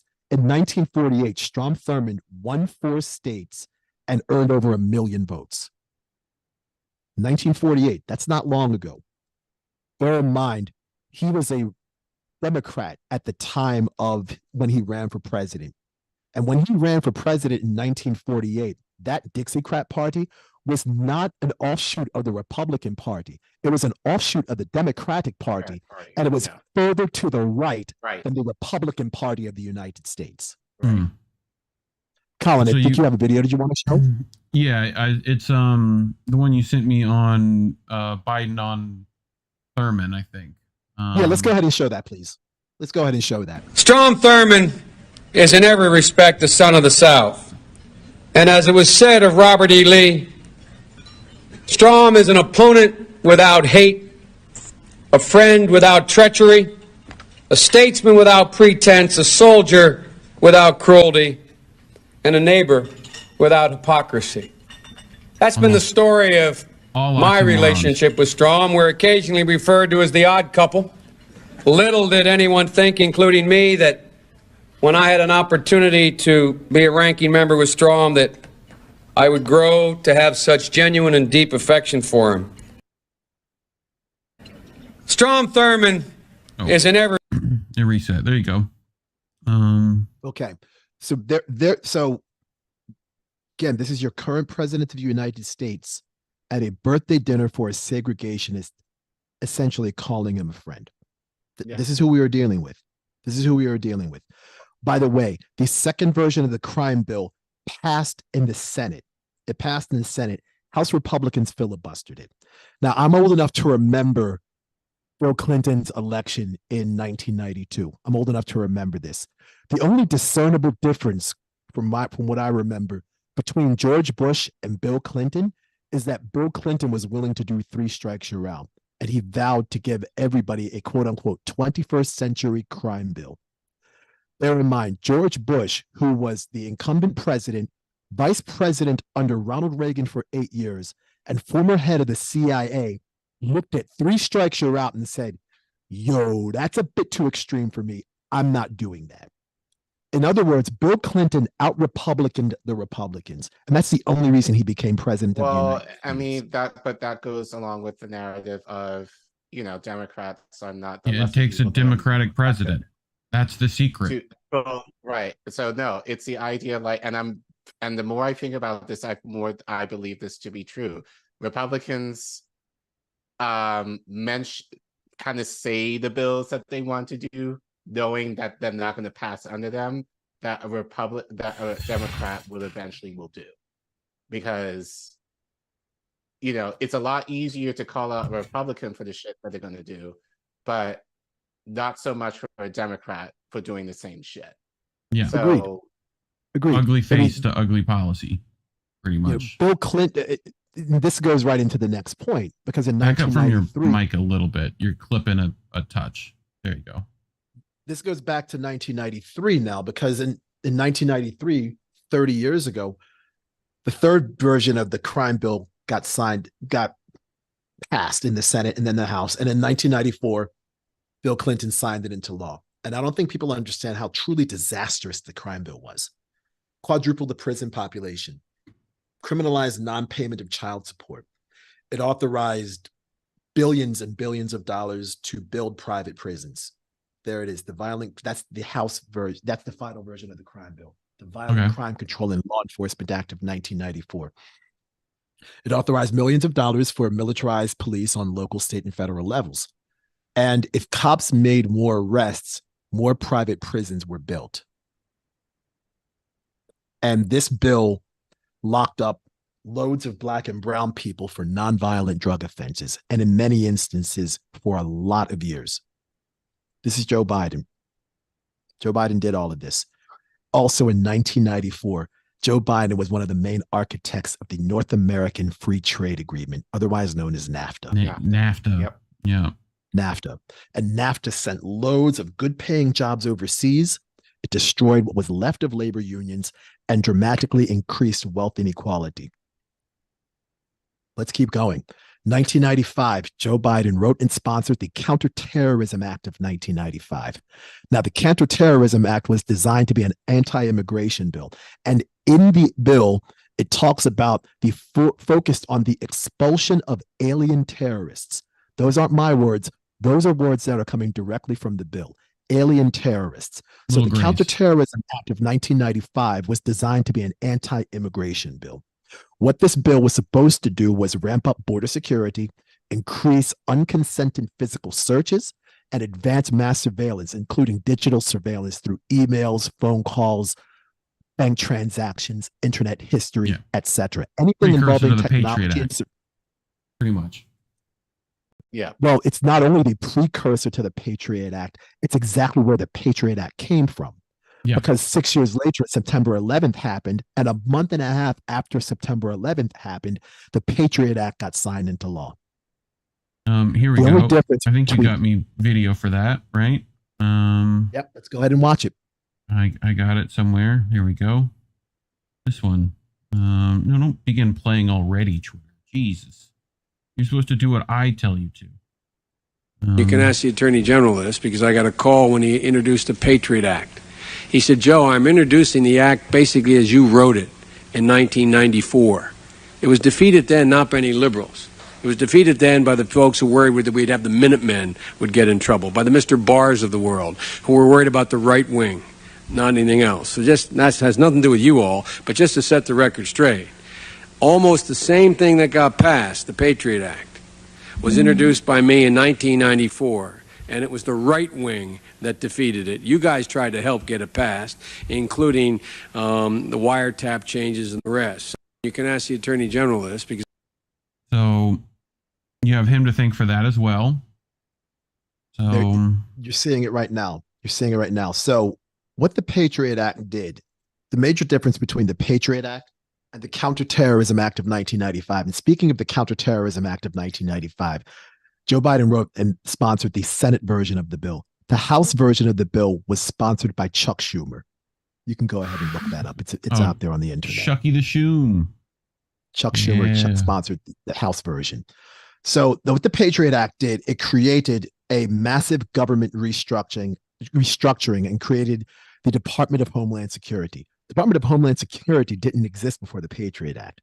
Now, the Department of Homeland Security ended Immigration and Naturalization Service.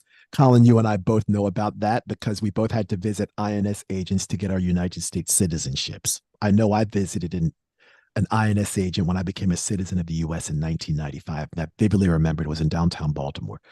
So INS ended and a new organization was formed. Citizenship and Immigration Services, USCIS. Now, out of USCIS came Customs and Border Protection and ICE, Immigration and Customs Enforcement.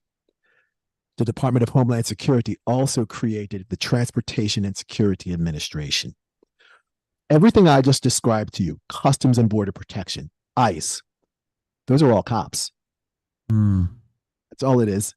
Just also trained by the IDF, those cops, just in case people forgot that too. In many instances, yes. Yeah. In many instances, yes. So let's continue on. 2003, Joe Biden wrote the RAVE Act. Now that bill didn't get passed in Congress, but it sounds like a fun act that you would go to. You'd go to the RAVE Act, right? You'd set up a couple of turntables, you know, people would have glow sticks. What the RAVE Act involved was it dissuaded harm reduction in American nightclubs and festivals. And what it also did is it arrested anyone involved in the promotion of nightclub events where somebody was harmed by illicit drugs. Now, the RAVE Act focused specifically on ecstasy, thus the E in RAVE Act. So several months later, Joe Biden wrote and sponsored the Illicit Drug Anti-Proliferation Act of 2003. And essentially, that bill just cast a wider net for all drugs, as opposed to just focusing on ecstasy in the RAVE Act. The text from that act, the Anti-Drug Anti-Proliferation Act of 2003, became part of the PROTECT Act and was signed into law in 2003. So 20 years ago. Joe Biden did that. 2005, Joe Biden voted for the Bankruptcy Abuse Prevention and Consumer Protection Act. Now, this was a bankruptcy bill that made discharging medical bills and student loan debt impossible. Done. It was over with. Biden also supported the repeal of Glass-Steagall, which deregulated the banks, facilitated mergers and acquisitions, created dozens of hedge funds, and fueled the 2008 financial crisis. Voted to cut Social Security and help Bill Clinton cut welfare. And I can't remember the name of the bill that Bill Clinton wrote. It was I think the priority. It was like the Go Back to Work Act or the Priority Working Act. I can't remember exactly what it is, but that bill goes to your point, Reef. That bill was a compromise with Newt Gingrich, who I think at the time was the Speaker of the House, if I'm not mistaken. And Newt Gingrich wrote with the Heritage Foundation, the Contract for America. Oh, yeah. And the Contract for America was essentially looking to cut welfare. Now, where have we heard the Heritage Foundation before? Where have we heard the name? Say again? Supreme Court. Supreme Court. We've also, all your Supreme Court justices are, and like half the Republican Party. Where else have we heard from the Heritage Foundation? You might have to remind me. Let me dig into this. Here we go. When Mitt Romney was governor of Massachusetts, Mitt Romney contacted the Heritage Foundation. Obamacare. Contacted the Heritage Foundation to create Mass Care, otherwise known as Romney Care. Romney Care, which then became Obamacare. Which then became Obamacare, otherwise known as the Patient Protection and Affordable Care Act. Yep. So the same people responsible for cutting welfare in the United States, the Heritage Foundation, are the same people that gave America the Affordable Care Act. Same people. Biden also supported Israel's occupation of Palestine. He obviously supported the Affordable Care Act. And remember, He was against Medicare for all, obviously against student loan cancellation, and supported every single war, including invading Iraq, Syria, Pakistan, Afghanistan, Libya, Yemen, and Somalia. I think you've got, I might be a little long, but he definitely supported the Iraq war for sure. And by the way, Biden did all of this, and none of this was involving his tenure as vice president with Obama. Yeah. And we all remember all of the shenanigans Obama got involved in. Right. All of them. So if you think Joe Biden is going to go ahead and end anything in the Middle East anytime soon, or do anything for working class Americans anywhere, look,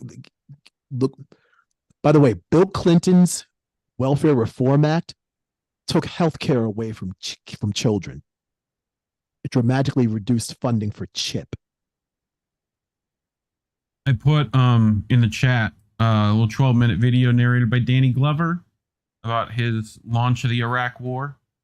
These people want to go watch that after this. Look at. Yep. Yeah. We know what we've seen from Joe Biden over the past 2.5 to 3 weeks. Some of us were a bit more informed, conscientious, responsible, whatever the word is. And we knew what Joe Biden was about. Say again? Yeah. Principled. Yes. And we knew what Joe Biden was about 3.5 years ago. Some of us knew what Joe Biden was about long before that. I'm hoping everything that I just said over the past 15 or 20 minutes was informative, number one. But number two, hopefully when you go to the voting booths in about a year, you'll look at Joe Biden, remember this video, look at some of the clips that will eventually come out and saying, you know what, I can't vote for him. I can't vote for him because 4 years ago, the mainstream legacy media in the United States gaslit us and told us that Biden was the lesser of two evils. By the way, the lesser of two evils is currently funding a genocide in the Middle East and actively funding Nazis in the Ukraine. And that is the lesser of two evils. That's what we were told. That's what we were told. And and like I said before I started this entire conversation about Joe Biden,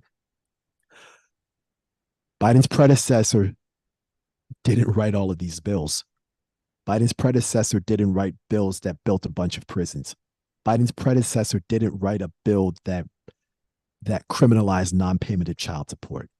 Trump didn't write a bill that reestablished the federal death penalty.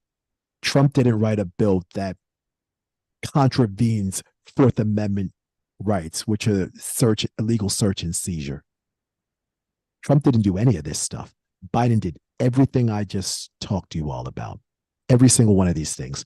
And that was before he was a president. This was when he was a senator out of Delaware. Yep. This was when he did all of this, when he was a senator out of Delaware. All of this. And the two people that he was mentored by, I mentioned one of them, obviously Strom Thurmond. The other person he was a close mentor to, who he was mentored by, James Eastland. James Eastland, and if you go ahead and read up about James Eastland, he was a senator out of Mississippi, if I'm not mistaken. Senator out of Mississippi. He was, I think he was a part of the armed forces at one point. And his biography says that he was a segregationist and a plantation owner. And he was and get ready for this, he was a member of the Democratic Party. James Eastland was a member of the Senate Judiciary Committee, was the head of the Senate Judiciary Committee when Joe Biden was first elected to the Senate 51 years ago. Right. So the mentors that Joe Biden had when he was a senator was a Democratic segregationist from Mississippi and a Republican segregationist that ran under a Dixiecrat party in 1948 for the presidency of the United States and then left the Democratic Party and became a Republican. These are Joe Biden's mentors. Kind of like Hillary Clinton was a Goldwater girl, pretty much. Correct. Hillary Clinton was a Barry Goldwater aide in the mid to late 60s, if I'm not mistaken. There's exactly correct, Reef. Well done. like I said in the interview with Ben, if you think we're going to vote our way out of this, we're mistaken. You can't vote the Rothschilds out. You can't vote, Charles Schwab out. Like, that's not happening right now. So how does anybody go? How do you vote for this? How do you vote for this? Well, how do you vote for a man? I didn't. We did. I didn't either. None of our. I don't think none of us did. I don't think any of our audience has, but like the saps who believe that Trump was just so bad and will continue to be bad did. And they still might. Like, we got another election. That's still possible for some of these people. They are going to, because yeah. They are going to, because to them, Trump is just that awful. So, and that's why I said earlier, it's easy for you to kind of call out Biden now, even though people have been calling him out for years. Are you going to keep that same energy this time next year? I highly doubt it. Well, we talked about earlier, Trump's swampy, aides and stuff, when like Steve Bannon, who was less swamp, but whatever, this is New York Times giving Biden crap about his aides, right? That they pose ethics tests, that there's ethically issues with who he's selecting, right? Who is helping them select that? To get to our next monster that's still going around. I think you have an article for this. Where is it at? I have it somewhere. It's on Anthony Blinken, right? Yes. Yeah, we need to have a serious conversation about Anthony Blinken, please. We absolutely do. We're getting there. Where's it at? It's from the American Prospect, which I have here somewhere on one of these. But anyway, but Blinken essentially is tied to the consulting firm. Here it is. That staffed that administration, right? That New York Times might pose ethics test, right? As Blinken was a part of that. So all the other people in that cabinet, Blinken could be part of the problem. But yeah. So what is that? West exec, I think, right? Yeah, let's go ahead and talk about Anthony Blinken, because I said this on my Instagram stories, I think yesterday or today. Other than Joe Biden, Anthony Blinken is the most dangerous person in Washington, D.C. The most dangerous person in Washington, D.C. Anthony Blinken is the current Secretary of State. He was a former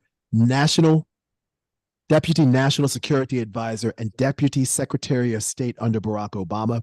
He was also a member of the National Security Staff under Bill Clinton. Now, Reef, you mentioned that article. He was a founder of West Exec Advisors. And now West Exec Advisors is a shady consulting firm made up of former Obama administration officials. Now, what this firm did, it advised corporations to secure government contracts and provided clients with contacts, networks, and get ready for this, strategic military consulting.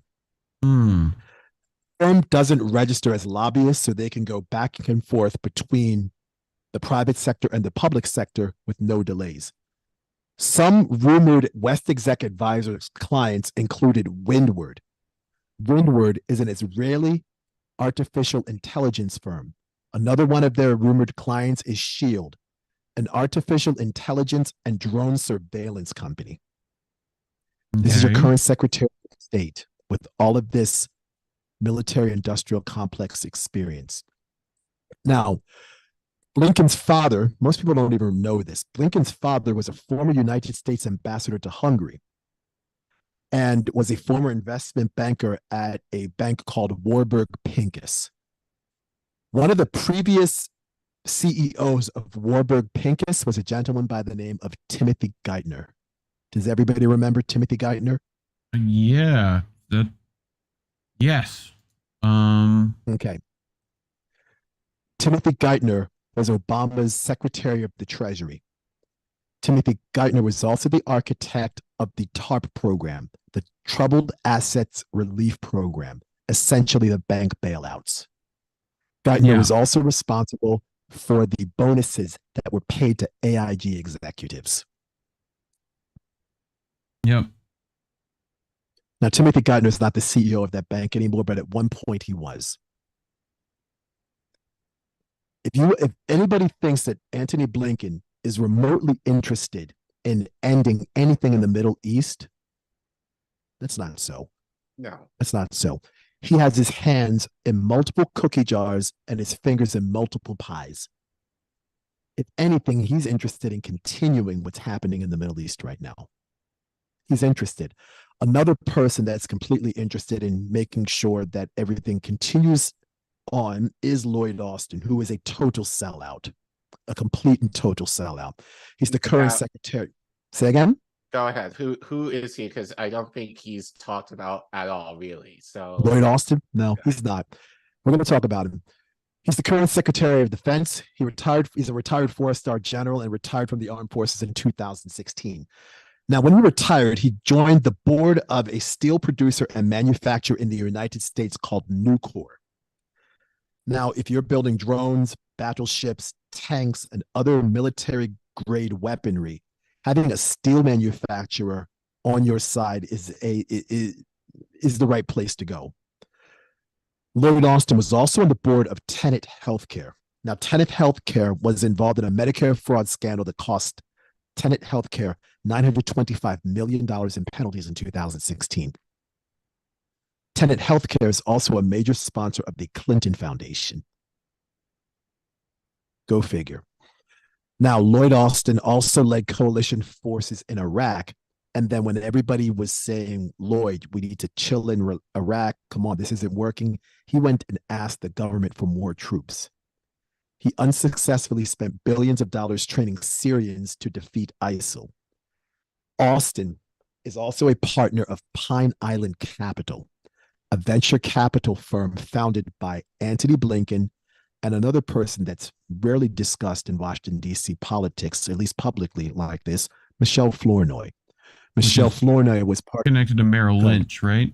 Pine Island was formed, former CIT Group Merrill Lynch CEO John Thain, right? Coca-Cola exec Clyde Tuggle, so yeah, informational relationship Flournoy with West exec. Yep. Right. And Michelle Flournoy was a member of Obama's staff. She had something to do with advising the Pentagon, or she was Obama's Pentagon's policy chief. That's who Michelle Flournoy was. And if Lloyd Austin was not appointed as Secretary of Defense, Michelle Flournoy was going to get that job. Yeah. She was going to get that job. Lloyd Austin also supported expanding family detention. He also supported accelerating deportation. He approved hundreds of drone strikes in the Middle East. And Lloyd Austin, this is somewhat common knowledge, is also a board member of Raytheon, a defense contractor. Given everything we know about what's happening in the Middle East right now and everything that's happening in between Russia and Ukraine, does anybody honestly think that the current Secretary of Defense is interested in any sort of diplomatic talks to end either of those wars or any wars for that? We've talked about how they've actively blocked peace talks in this. So we did that last week. So not happening. Yep. Not happening. Nope. Avril Haines is another person we need to discuss. And most people have no idea who Avril Haines is. She's the current director of national intelligence. She was the deputy national security advisor under Obama. She was the former deputy director of the Central Intelligence Agency.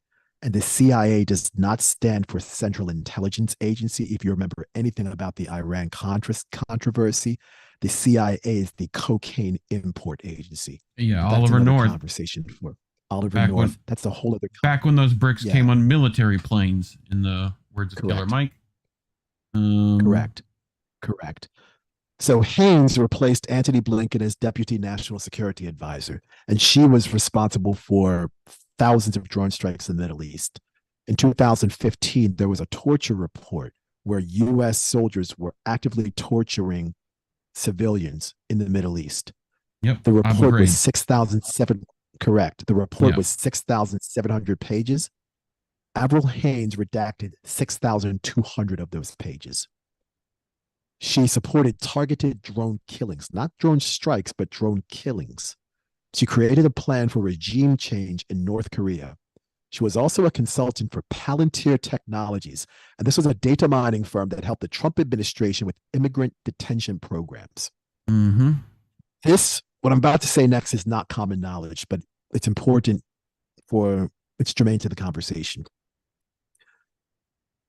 Avril Haines and the current Secretary of Commerce, Gina Raimondo, who has her own issues, they're in charge of a law called the Restrict Act. The Restrict Act decides who a foreign adversary is. Congress doesn't do that. The Secretary of Commerce and the Director of National Intelligence decides who a foreign adversary is. Essentially, who America will potentially go to war with. The Restrict Act. There it is. Mark Warner.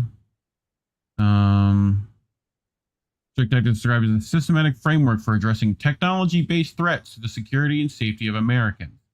Grants the Secretary of Commerce the authority to review transactions by certain foreign entities who offer information and communication technologies, products, or services. Right. So we can go after anyone for anything, pretty much. Yep. I mean, this is probably directly related to Kiriakou, Assange, all that stuff, putting out their information, right? So Espionage Act, etc. Yeah. Yep. All of this is connected. All of this is connected. And there's some other people that we need to mention, and I know we're coming on almost 2 hours of this. Whatever, I got time. So we still have a little bit more to go. There are some people in Joe Biden's cabinet, his senior advisory team. We need to talk about these people. Ron Klain, Bruce Reed, Steve Ricchetti. Steve Ricchetti is a guy we need to discuss. Steve Ricchetti was Biden's chief of staff when Biden was vice president. Okay. He was also Bill Clinton's deputy chief of staff. Oh, okay. And when in between Obama and Clinton's presidencies, when Ricchetti was not a chief of staff for one of those two people, he was a lobbyist in Washington. What we see most recently in legacy media is loads of censorship. And we've seen only a handful of networks that are putting out what we watch and see and hear. There's, I think, 6 major news organizations that produce over 90% of the content we see in the mainstream legacy media. And that came from the Telecommunications Act of 1996, which Bill Clinton signed into law. The main architect of that bill was Steve Ricchetti. Bear in mind, Steve Ricchetti replaced John Podesta as Obama's chief, as Bill Clinton's chief of staff. Who I think also worked with Biden when he was senator, right? That's also if I'm not mistaken. That's also Luckily, correct. we have some inside information there with none other than INN member Tar Reid, congressional aide to Biden at that time. That's who right. Talks about they were saying things like limited nuclear war was possible. That's the stuff that was said behind closed doors here. That, we can just drop a nuke here and there, it'll be fine. So yeah, lovely whole family of warmongers. Mike Donilon is another member of Joe Biden's brain trust. Mike Donilon has been an advisor to Joe Biden since 1981. His brother is Tom Donilon, who was Biden's chief of staff and a former national security advisor to Obama. And Tom Donilon's claim to fame is he came up with this campaign slogan, Soul of a Nation. Yep. If I'm not mistaken, Tom Donilon's wife is the CEO of UNICEF. Yep. We talked about how UNICEF is terrible before too. it's pretty much a money laundering campaign for the most part. So I know earlier on we talked about Trump's cabinet and how Trump's cabinet was terrible. And what I think Trump's cabinet had was completely unqualified people for the job. Betsy DeVos had no idea what she was doing. Steve Mnuchin, he did a lot, especially when he was the CEO of One West Bank in Southern California, the second largest mortgage holding bank in Southern California, that was responsible for over 1,000 illegal foreclosures. And the California Attorney General at the time chose to not prosecute any of those cases. The Attorney General at the time was none other than the current Vice President of the United States, Kamala Harris. Oh, yeah, of course. That happened. And then when Kamala Harris decided to no longer become Attorney General and become a senator, the one Republican that donated to her campaign for senator was Steve Mnuchin. Then, when Steve Mnuchin had hearings to become Secretary of the Treasury under Trump, Kamala Harris voted for Steve Mnuchin's nomination. So if you think there's any difference between the Democrats and the Republicans, regardless of the administration, nope. It's nothing. It's not happening. It's not happening. And by the way, Kamala Harris, we could be here talking about everything Kamala Harris did. Convictions increased for minor drug offenses from 52% to 67%. She declined to pursue a ballot initiative that would have banned the death penalty. Mm-hmm. When she was San Francisco District Attorney, a technician stole cocaine from a crime lab, and mishandled the evidence. Kamala Harris, when she was City State's Attorney in San Francisco, tried to cover up the theft and did not inform the defense attorneys. Over 1,000 drug cases had to be thrown out.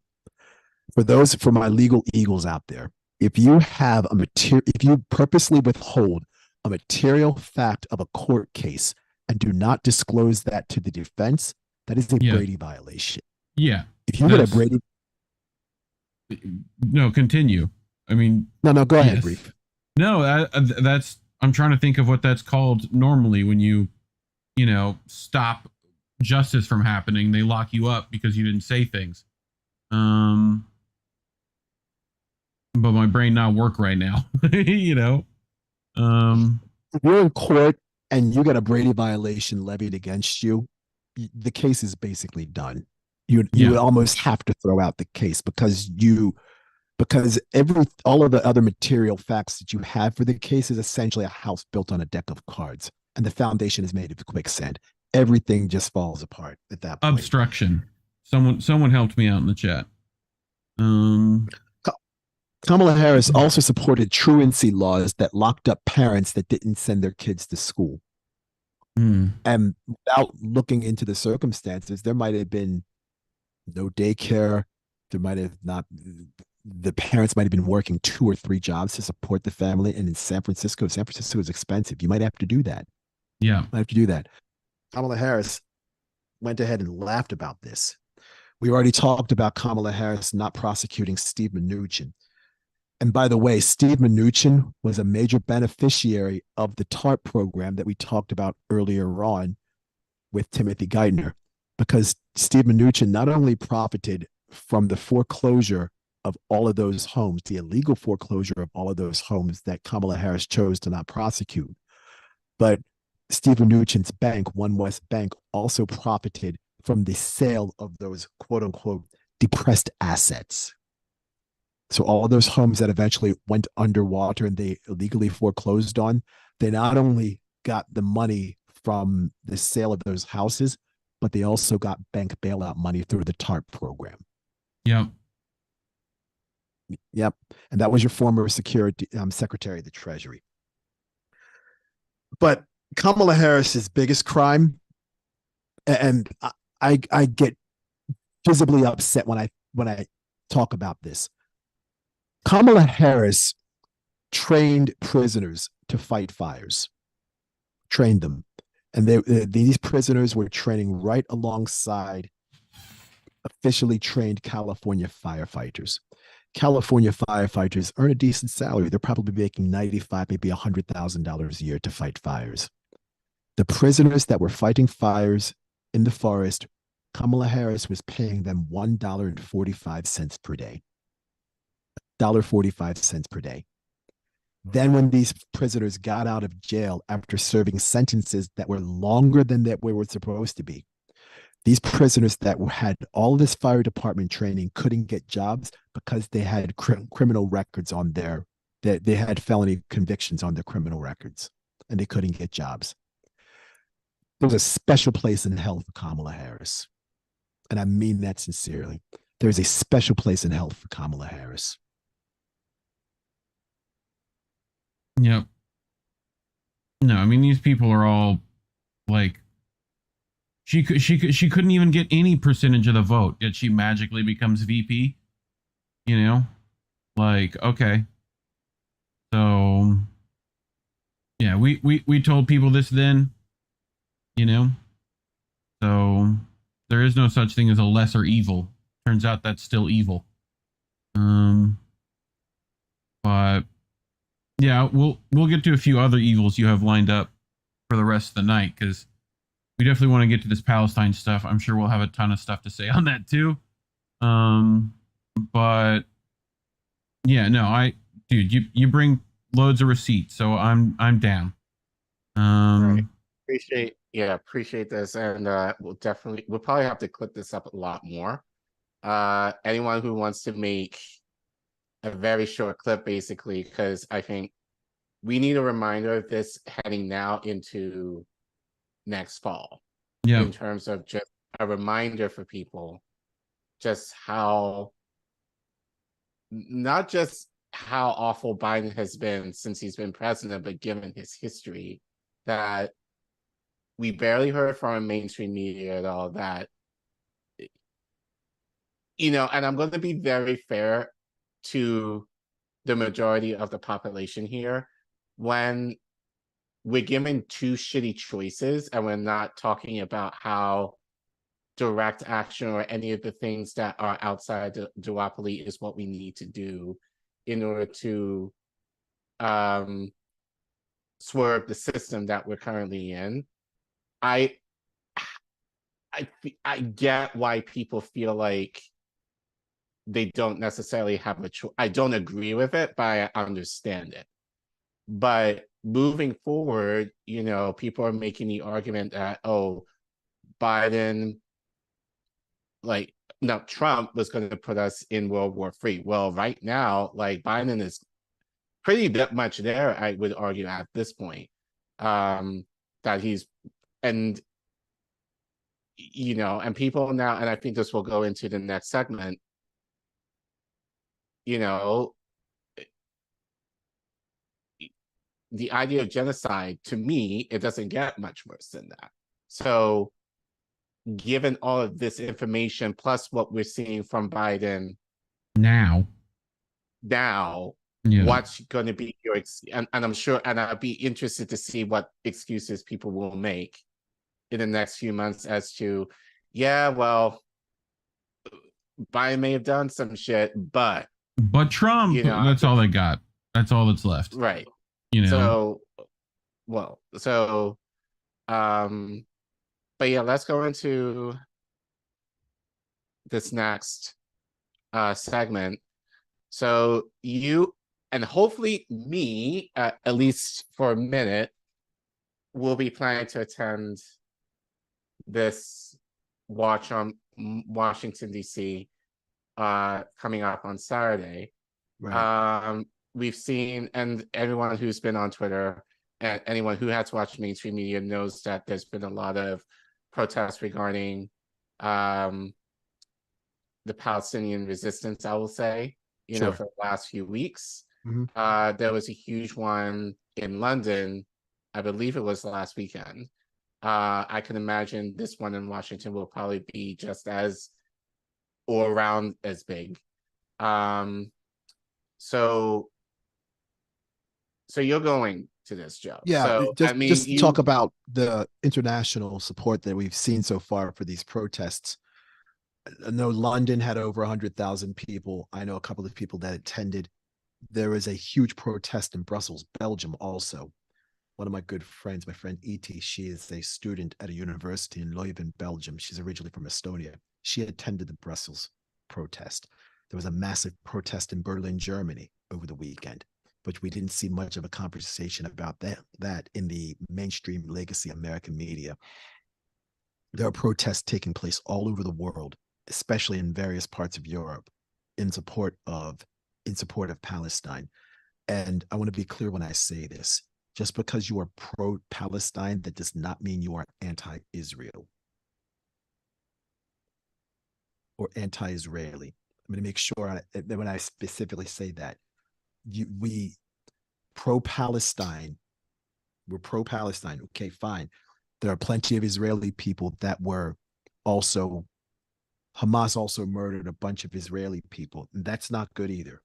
There's no two ways of getting around that. We can't, if we're going to go ahead and admonish what Israel has done to Palestine, we must also admonish what Hamas did to innocent Israelis, because every life is supposed to be important. We're not placing one life over another. I don't want to do that, because if we do that, then we end up with these asymmetrical arguments about everything, and it just gets too convoluted. And I'm trying to make sure I simplify all of this as much as possible. Well, even though it's complicated. That's like with that. It is. Every Israeli citizen has to be a part of what, Joe? The United States military, not the United States military, the Israeli IDF. military. Yes. So we can claim those were all innocent civilians, yet all of them spent time in the IDF and probably still, and this is on top of, there's a lot of propaganda surrounding that whole event to begin with. Hamas says they didn't target civilians, that this was crossfire situations and Israel making it bigger than it was. And, we also know Israel has been known to make false flags. If you look at the Lavon affair, if you look at, there's a lot surrounding all this. So I get you. Innocent loss of life sucks regardless. Right. But I think innocent loss of life sucks on either side. That being said, do I understand? That's what I'm getting at. Yes. And the need to fight the oppressor in any means necessary, kinda, you've spent since 1948, innocent lives of Palestinians have been lost and lost again and lost some more. So, do I think eye for an eye is worth it? No, but But this is what I was saying earlier. Yeah. In terms of your interview with Ben.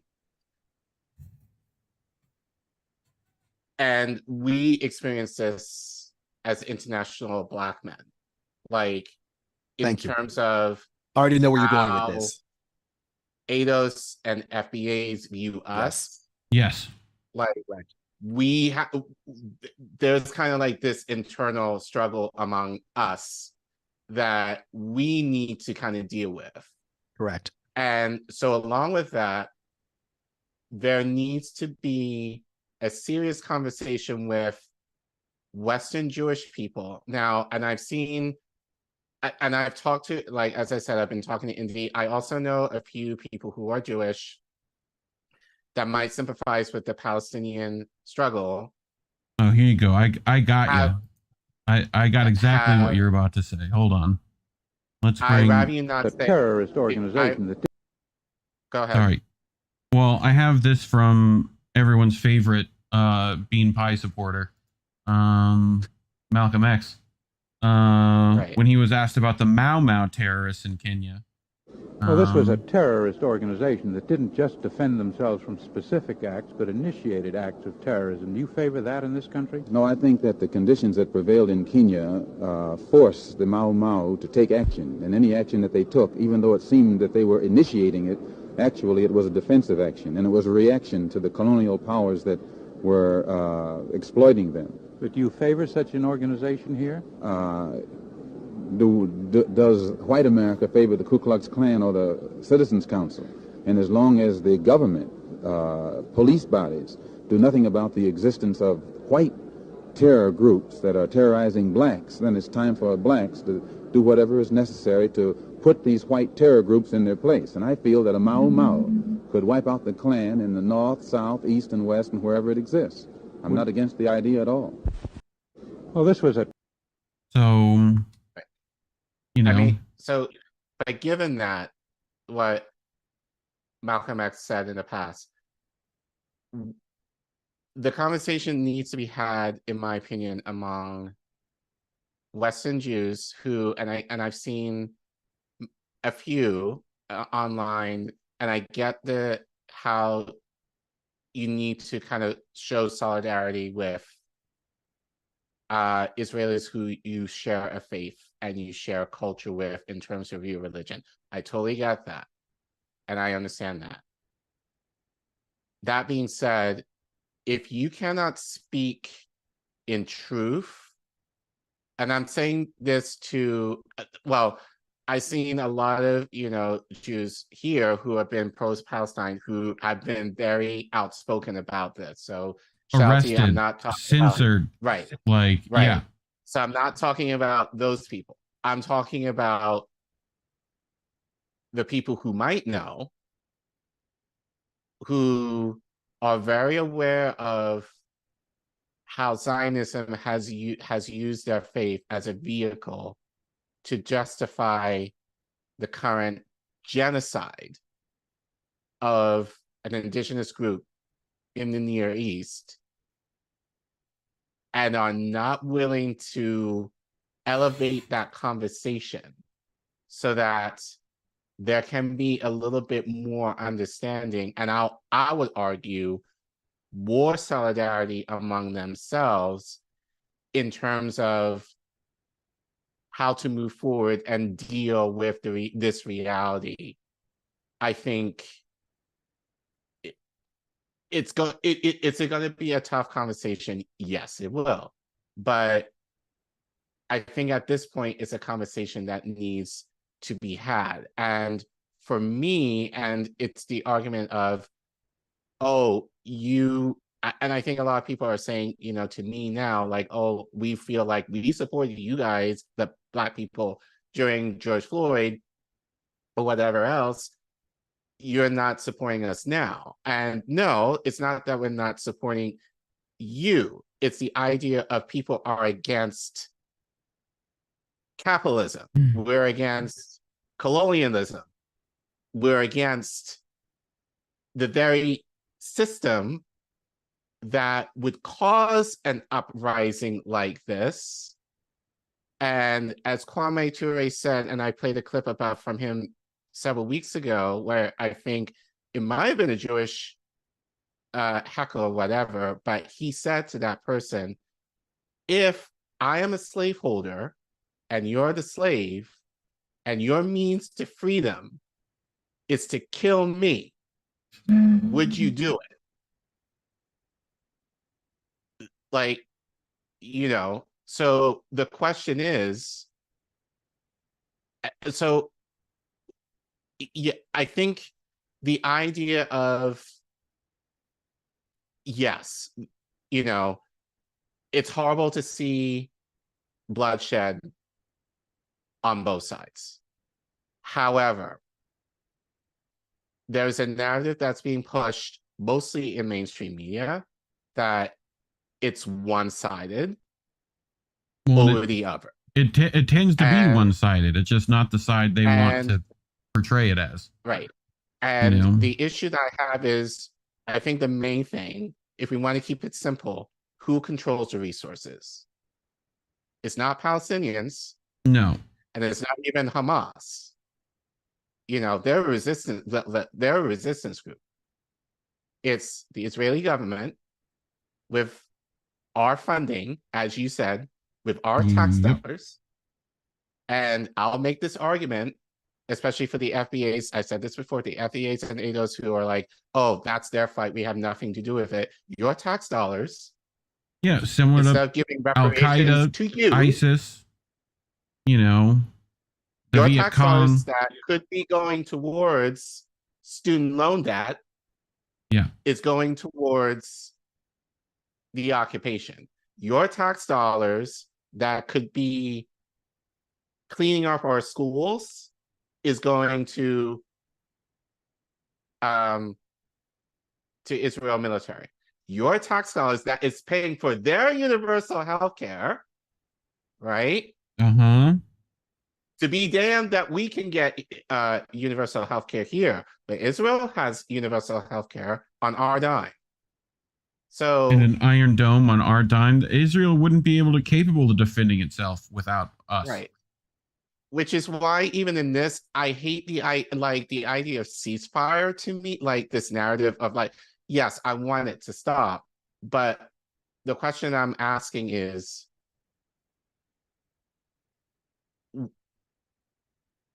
if you stop it, then what happens? Number one, you know, what do the terms of a ceasefire look like? Right. And I will say, according to the West, are you willing to cut aid to Israel in order to get that? I haven't heard of anything of the sort at this point. So it's more control of the narrative, and I think that's something that we also have to push back on in terms of like, and I think even this weekend, I'm sure there's going to be a lot of discussion of, yes, we need a ceasefire, but ceasefire to me means nothing if it means continuing to fund Israel for potentially continuing this war, and then humanitarian aid that, and I'm going to say allegedly, that's supposed to go to Israel. How do we know that it's going to go to them? How do we know that it's going to go, like in Gaza, like everything is kind of locked up. And we've talked about this on the show before, like, you know, the Israeli government basically is in control of anything that goes in or out of Gaza. So how do we know for sure that they're actually the military aid that, you know, Biden is saying that we need to give is actually going to go to the civilians? Dude, how can you give military aid to Israel, which is bombing Palestinians outright, carpet bombing them right now? They're literally, they talk about mowing the lawn. They are completely wiping out the West Bank as we speak, right? And you're going to give them water and a Band-Aid? That's what you think is the solution? Like, that you can somehow do both? It's like, I'm going to pay the bully to give them baseball bats, but I'm going to give you a juice box at least. Like, what? How does that work? Right. Anyway, Joe, I feel like you've been loading up some words. So yeah, I'll just end this here. Like, I just think in terms of our experience within the Black struggle, in terms of it's very much parallel to what we experienced. Absolutely. You know, and continue to experience here. And so for me, you know, it's like, this is how I think about it in terms of us. Like, if this were us and we're calling for, like, you know, a ceasefire, who is making the demands? I would hope that would be us, in order to kind of say, these are the stipulations that we want in order for this to stop, in order, you know. So, and I don't necessarily hear that conversation being had in terms of the Palestinians. Like, we know what they want. Well, like we've been talking about independent media. I haven't necessarily heard, you know, from mainstream media, you know, like, what are the Palestinians looking for? Or hell, like, what is Hamas looking for? You know? And the reality is there have been ceasefires in the past. This is not the first time, you know, but Israel basically flipped them off and like, nah, we're good. we're going to continue to bomb your asses because we want to occupy the remaining what remains of Israel. So no, it's like, do we want this result? Absolutely not.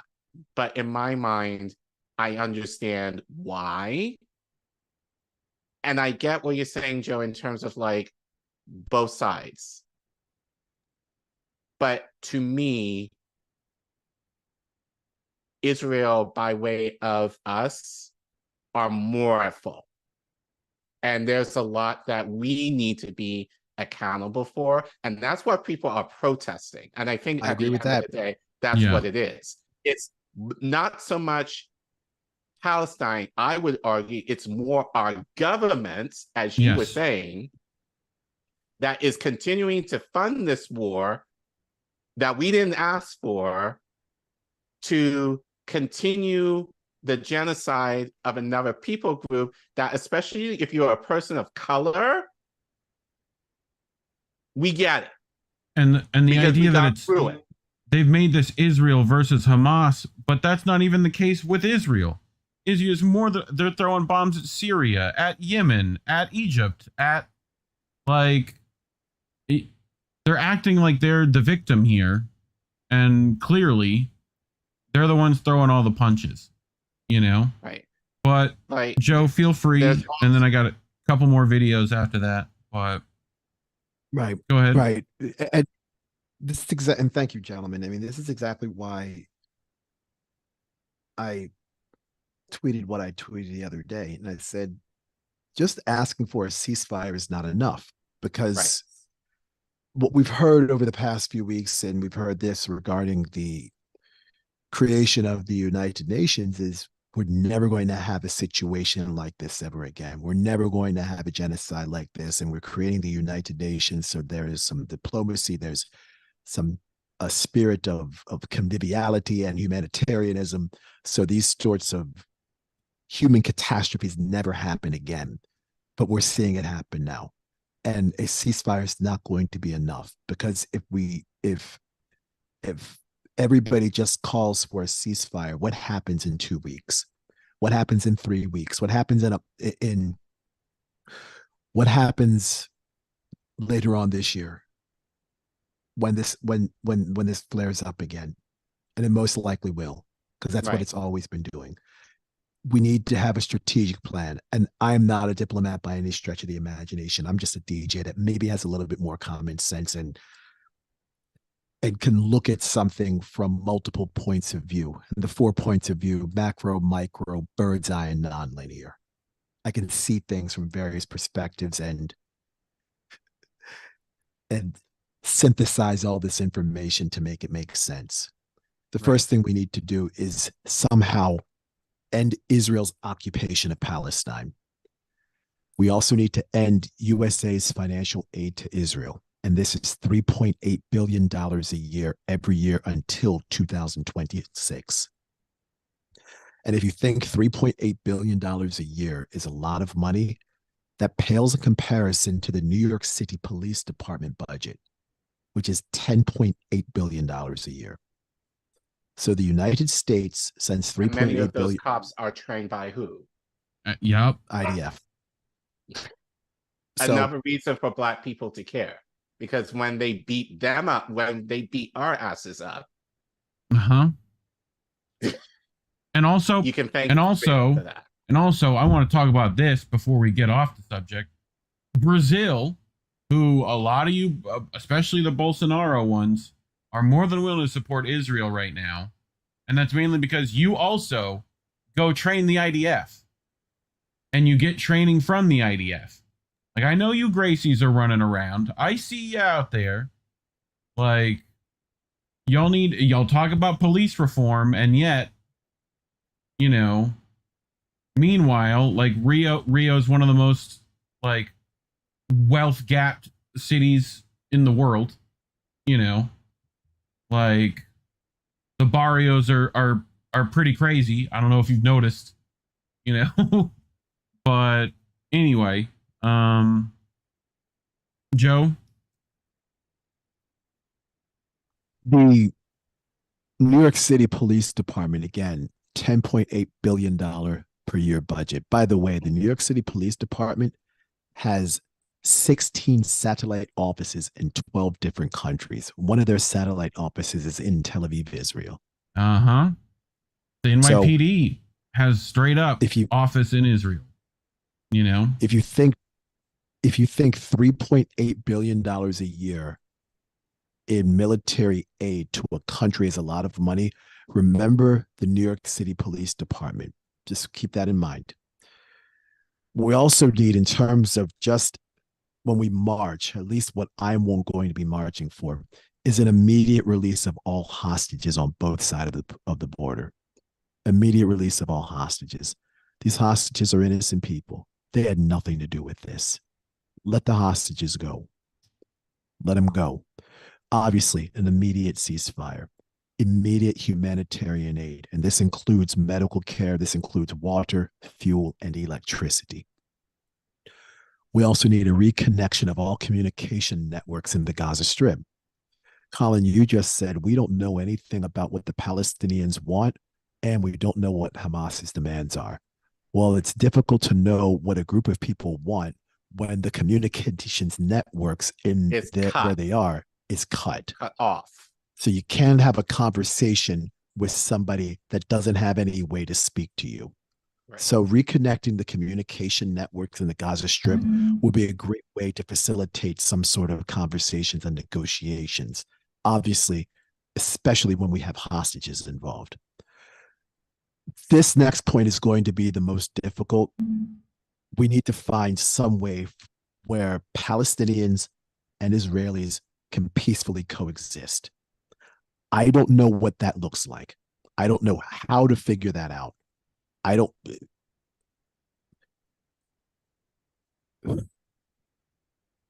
But I think even with that, pause for 1 second. I think even with that, as I said, there needs to be an account of the history that surrounds both groups.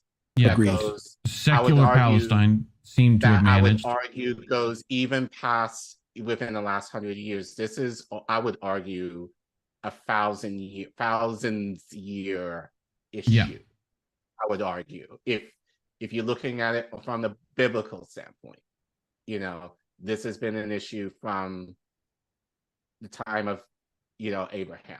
Well, and that's part of the problem. There's no need for a religious state in this area. Secular Palestine seemed to manage with Jewish people just fine. So right, but regardless, I say the same about the Vatican. I don't need that. Right. Rome can own that, you know. Right. Like, but regardless, in terms of like, let's talk about the Holocaust for a second. Every Jewish person, look, hell, we learned the Holocaust in school, you know. Who in the chat had to read Night by Elie Wiesel at some point in your school career? Yeah. Like, I had to read that in middle school, you know.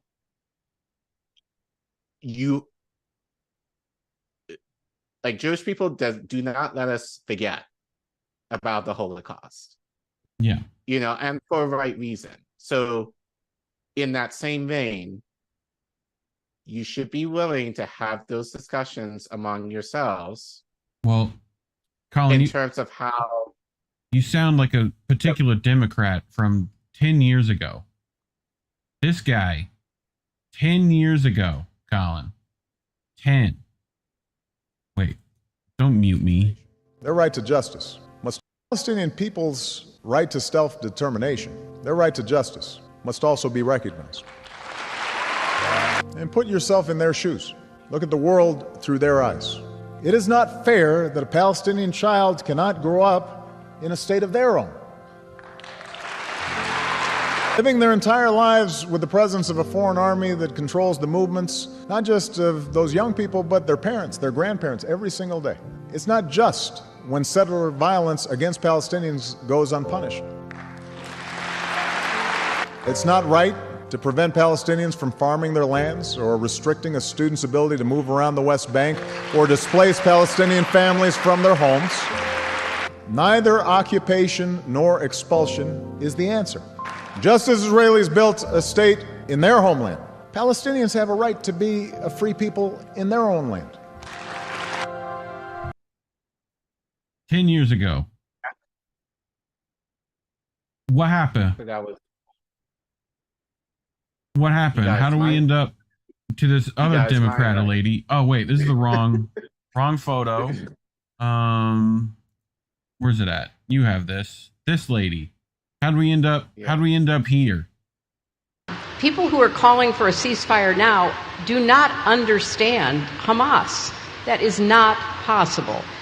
It would be such a gift to Hamas because they would spend whatever time there was a ceasefire in effect rebuilding their armaments, creating stronger positions to be able to fend off an eventual assault by the Israelis. So we're in a very different world. I don't think it had to be the world we're in, but that's where we are, and we've got to figure our way forward through it. I mean, straight up, essentially saying we can't have a ceasefire. Right. Which is, that's already half a breadcrumb. But regardless, what I do think needs to happen, there needs to be talks among Israelis and Jews in terms of the history that will be a tough conversation to be had. But in the same way that we have to have those conversations among ourselves within the Black community, given our history and our link to Africa and how, and again, the key word is colonialism really warped our thinking towards each other. The same needs to be had among Israelis and Jews in terms of the history and the colonization that surrounds them and how that has affected, not just Palestinians, but I would argue just the Middle East in general. So until that happens, the idea of a two-state, one-state solution, I don't think is possible. Yeah. Because there's still going to be this propaganda that still exists in terms of, with what Hillary said, she was talking about Hamas and a ceasefire, and they still, what about Israel, who commits war crimes during ceasefires? They also are, it's like you're wanting to both sides stuff, but then you don't both sides the stuff. It's very weird, Right. So, I just think, so I think that's the part that is missing in my mind in this whole conversation. And I think it's great that we're having this here, but it needs to be happening more. Saturday. Right, at the Freedom Plaza as well. And you know what though? But even with this though, and I was speaking to a mutual friend who's in Europe today, asked me if I was going to go, and I shared with him. And look, point blank, and I've said this on the show before, protests and standing your ground and making your voices known. I think ultimately, on a very basic level, I think is a good thing. I think it's a necessary thing, and I do encourage people, especially if you're able to go to this or other, demonstrations throughout the country. If you have the opportunity to go, do it. That being said, I am always skeptical I think in our generation, in terms of having these protests and demonstrations without talking about what type of actionable steps can be taken after.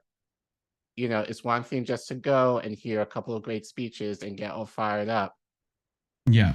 But then go home and what changes? And don't internalize that conversation. Right. And this kind of goes to Biden. You know, I'm sure we're going to hear a lot of people who are going to cuss out the American government over the weekend, and rightly so. But in a year from now, what will that translate to? Will that translate into, you know, actually possibly withholding your vote for the duopoly? Will that translate you? Hold on. Will that translate you into actually taking some sort of direct action, you know, towards this locally for you? Or are you just going to fall under the spell of the duopoly and basically be like, assuming that it's Trump who's going to be the nominee, Biden's going to be the nominee, that it's going to be like, oh, well, I totally understand this issue, but, yeah, you know, that's my concern. If anything, in a way, what's happening is happening too soon. This would be a lot more interesting if this were happening this time next year, because I think it would give more people pause and actually, in my mind, be more willing to actually do some sort of direct action or be willing to withhold their vote. That's just in my opinion, just thinking about it. That being said, this is a year from now, and we don't know what's going to happen within the next few months that people are going to forget, or mainstream media is not going to cover this as much. I could imagine that this situation is going to be, I wouldn't say buried, but, you know, you talk about it less. There's going to be something else that will come up on the pipeline. People are going to forget. And when it comes to voting time, again, it's the idea of like, you know, Biden, Trump, well, you know, the powers that be tell me that Trump is bad. And even though Biden didn't do any of what he promised he would do for the working class, you know, he's still, people are going to go in pretzels to kind of justify the idea of voting for either one. Yeah. You know, I agree.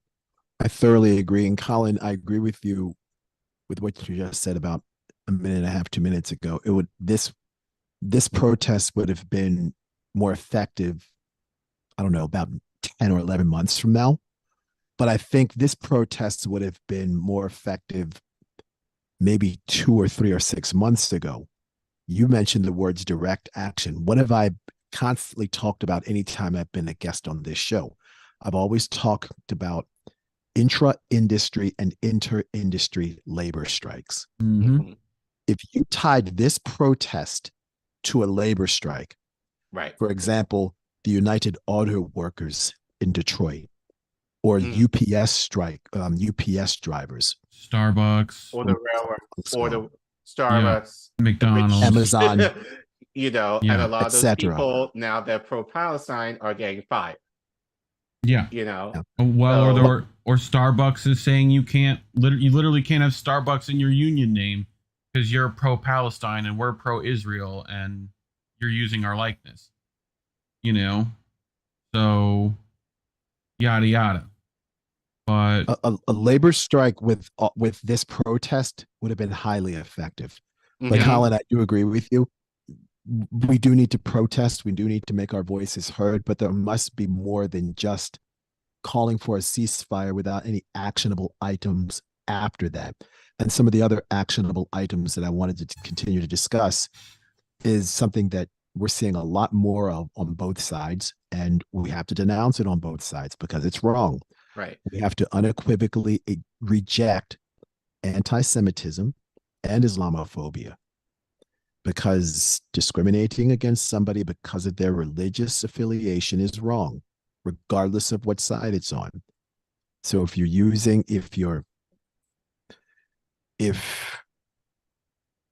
it's wrong. It's Right. wrong. But You can't.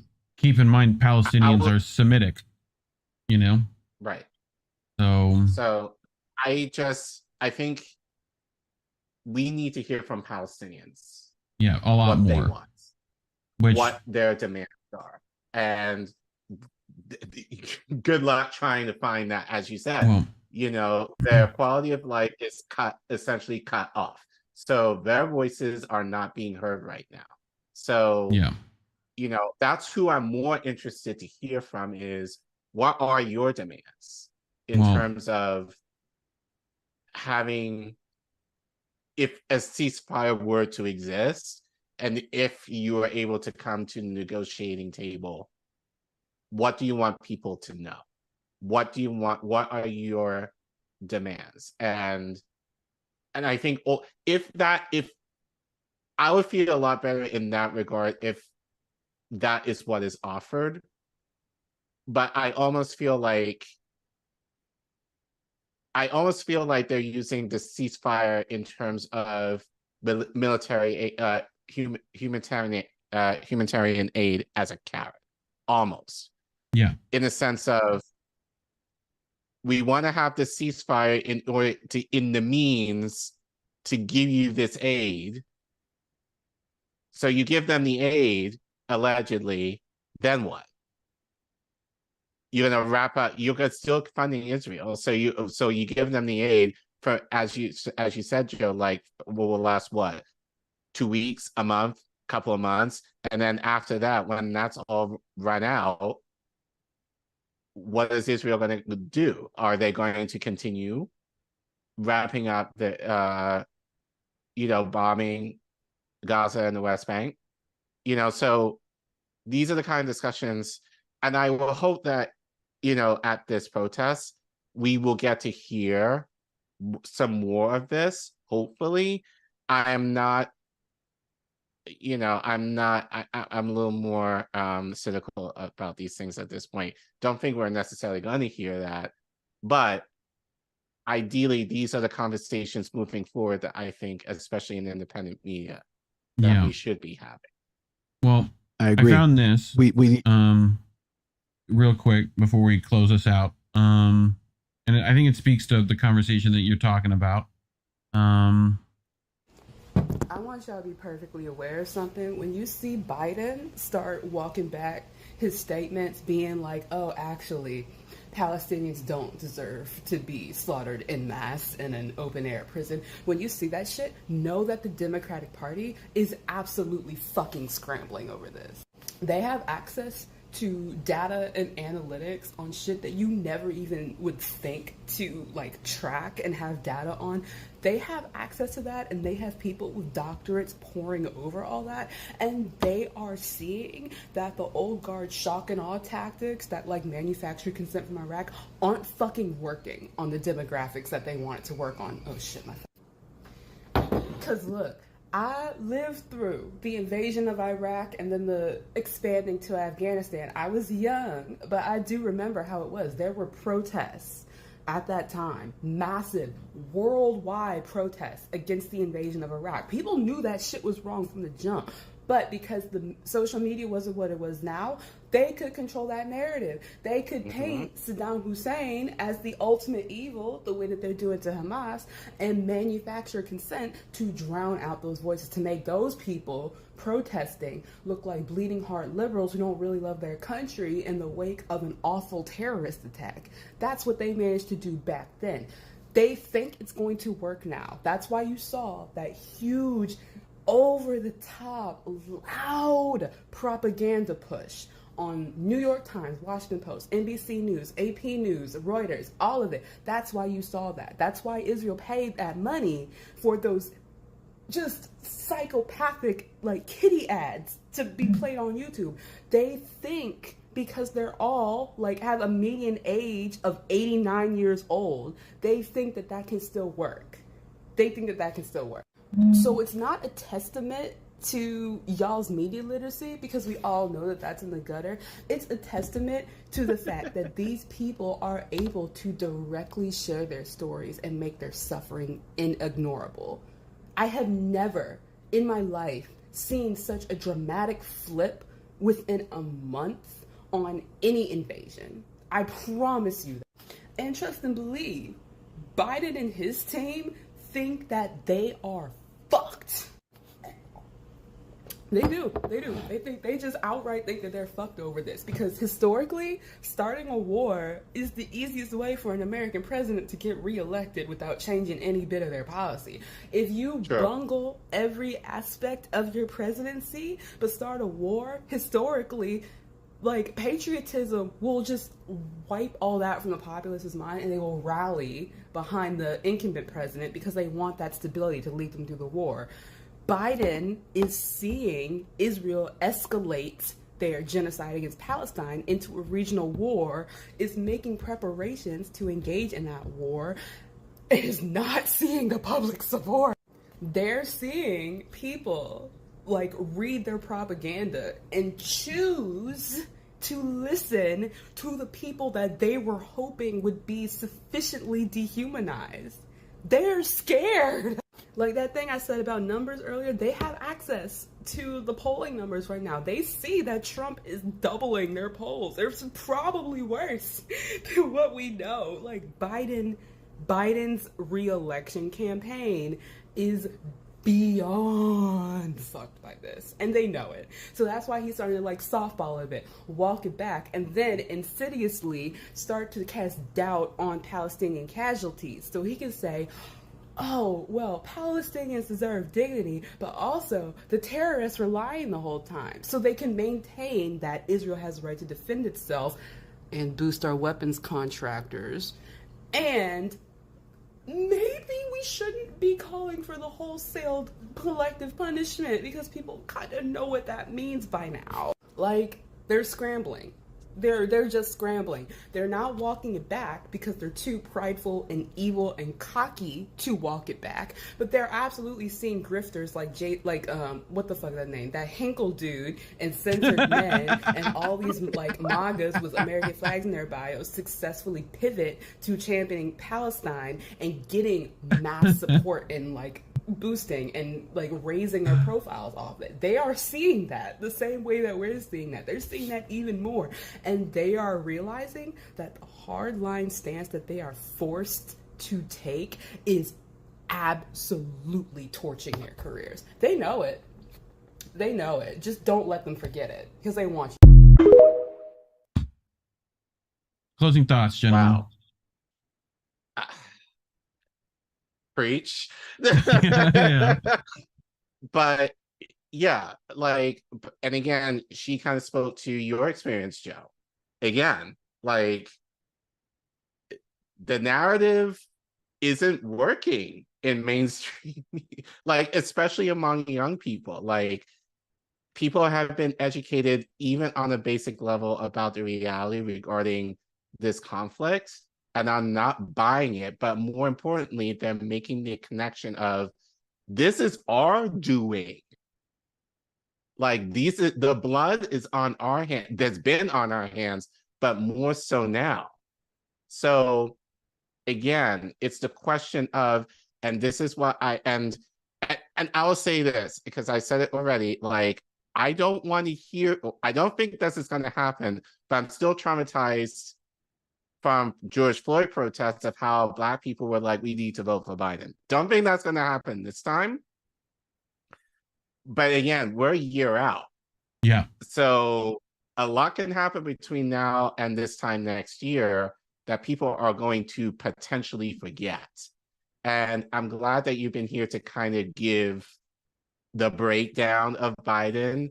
And what we're going to do is clip that shit up and kind of post it every few weeks as a reminder to be like, this is what DJ Joe Nice said in our show. So you need to pay attention and think about this when you're ready to vote come next summer, early next fall. And also, stop censoring Palestinian voices. As a DJ, I'm sure he recognizes Low Key, DJ Abdul. There's a load of groups over there that are being actively censored on Spotify and so many other platforms. I mean, we've been censored. It's ridiculous. But yeah, Joe, please. Yeah.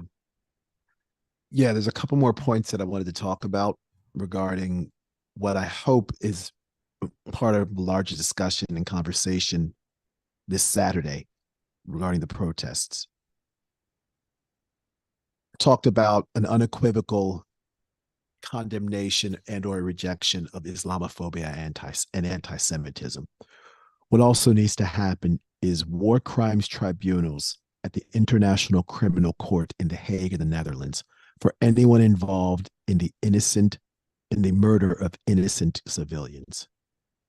And again, this involves Hamas, this involves the Israeli Defense Forces, and anybody providing military support for this war. We can't say that people are committing war crimes and have these crimes go unpunished. Right. One more time with that. We can't say that people are committing war crimes and have these crimes go unpunished. There are plenty of war criminals that came from the former Yugoslavia. Slobodan Milosevic, Radovan Karadzic, Franjo Tudjman, who became the first president of Croatia, and the airport in Zagreb, Croatia is named after him. There were some evil people that were involved in what happened in Srebrenica in Bosnia, in the murdering of 3,000 Bosniaks. These are war criminals.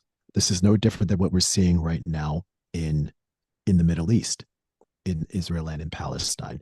Anybody involved in killing anybody that was innocent, members of the press, innocent civilians, unarmed civilians, hospital workers, etc. Anybody involved in killing anybody that was innocent must face a tribunal, a war crimes tribunal. Has to happen. It has to happen. And the last point that I wanted to make, and this reverts back to the previous segment, I want immediate resignations of Joe Biden, Kamala Harris, Anthony Blinken, Lloyd Austin, Avril Haines, and any member of Congress that's supporting this war. They all have to go, because you can't trust any of these people. You can't trust any of them. All of them have to go. I want all of them out. All of them. In fact, if we can have a complete reboot of Congress, all 538 members of Congress, I'm fully in favor of that. No, we can do a couple better. We need to just reboot government, just the whole thing, just on the very basis of what it's been built on. Needs to be just go. Like, which is exactly what I talked, and I talked about that earlier on when I said we need a cultural autopsy. One of the, and we need to reform all of the institutions that make up a society. And I said, one of the institutions is government. We need to look at that. And if we're going to look at reforming government, what we also need to do is examine the United States Constitution and rewrite that and revise that, because the United States Constitution is the founding government of the U.S. It's essentially, let me use this analogy, it's essentially the software for our government. It's the software for our government. We have phones. We have computers. They go through software updates to make sure that they're working at optimal efficiency. We have a document that was written in 1789, and sure, we've had 27 changes of that document, but it hasn't had. But the fundamental amendments of the Constitution are really the first 15 amendments, the first half. They haven't really been changed since 1865. That's a problem. That's a huge problem, and that needs to change. So we might need to look into rewriting the United States Constitution. That way we can reform one of the institutions that makes up a society, government. But in lieu of that, the immediate resignations of Biden, Harris, Blinken, Lloyd Austin, Avril Haines, and any member of Congress supporting this war has to happen. Yep. Because like I said in the interview that I did with Ben Bergquam from Real Voices America, our tax dollars shouldn't be paying for this. Right. Especially $100 billion paying for this war. And Ukraine. And Ukraine. We have other issues in this country that, quite frankly, are more pressing. And I'm not saying that the life of an innocent Israeli or an innocent Palestinian is not important. I'm not saying that at all, but we shouldn't be funding anybody's wars. Anybody's wars. We should be minding our own business and taking care of business here at home. We shouldn't be playing away games. The French designed a reset button. You put two posts up, sharp thing in the middle. But I digress. You mentioned war crimes earlier, Joe. Yep. Which we should talk about why are war crimes? Why are war crimes? War crimes. Multitude of reasons, but you wanted to talk about this. Yeah, it's important because the Fourth Geneva Convention talks about protections for civilians in times of war. And in the introduction to this conversation, which was almost 3 hours ago, we talked about why war crimes become war crimes and why innocent civilians need to be protected. And when there are rules of engagement to war, unfortunately, because there are combatants that will violate these rules and commit atrocities that go against the rules of engagement in a war. And these atrocities are war crimes or crimes against humanity. Now, Collin Reef, I know I sent you a bunch of links in our private Twitter chat about all of this. And we wanted to go over a couple of these rules that are most applicable for what's happening in the Middle East. That way, when somebody says there's a war crime, you know where the government document that talks about these war crimes is coming from. Now, we talked about the Fourth Geneva Convention. There is, I think, 162 articles of the Geneva Convention. We are not going to go over all 162 articles. We're not doing that because we don't have that kind of time. But I don't know if you can pull up Article 32, please, if that's possible. Here you go. Prohibition of corporal punishment, torture. If you engage in this is a war crime. This is a war crime. Can't do it. And if you scroll up to the top, it talks about international humanitarian law. Yep. Can't do it. Let's look at Article 33, please. I think I have that up here. Should be right there. Hold on. Go away, ShareX. There we go. This one right here. Yes, I accept the cookies. I love cookies. Collective penalties. We've talked about that. That's collective punishment. Collective punishment is a war crime. Can't do it. Can't do it. How about Article 49? We should have that available. There it is. Deportations, transfers, evacuations. Moving people from one place to another, even if it's within the territory. It's a war crime. So when Israel says, yo, y'all got to move down south because we're going to bomb you. Right. War crime. War crime. By the way, another war crime that I did not mention with the notes here, but I'll go ahead and discuss it, is using noxious gases or toxic chemicals in a war. White phosphorus. White phosphorus, tear gas. Well, we also designated white phosphorus that, right? Correct. Because we were using it on our own troops, and our own troops got injured.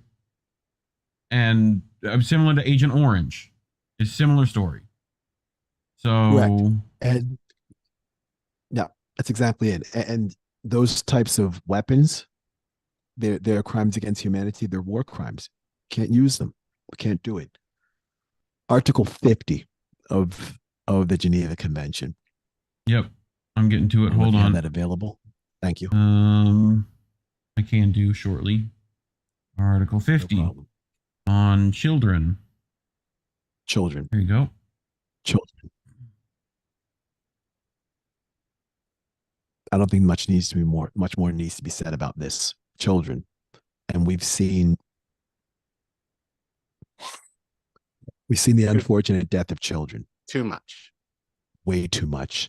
And my biggest fear about about all of this is that not only are we going to become desensitized to the loss of life of adults, but moreover, we're going to be desensitized to the loss of life of children that never get an opportunity to live out their dreams and go to school and play with their friends and grow up to be adults.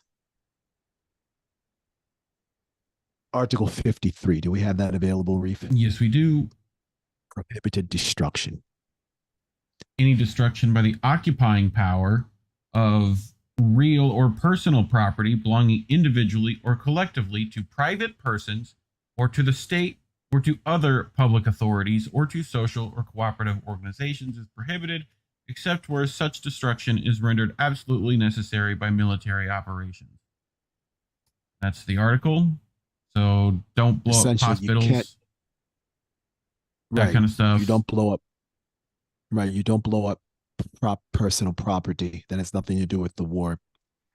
And something that I think needs to be discussed with my 10-point objectives for this protest, I think number 11 will be war reparations.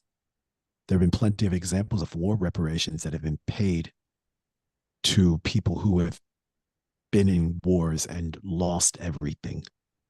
We might need to look into that, especially for the Palestinians. Can we pull up Article 55, please? Yes, sir. Food and medical supplies for the population. Yeah, no siege warfare. Correct. If you cut off food, if you cut off medical supplies, that's a war crime. Article 56 is also an important one. Hygiene and public health. This was certainly more applicable about 2.5 or 3 years ago regarding the vaccine. And there weren't a whole lot of places where Palestinians could have gotten vaccinated.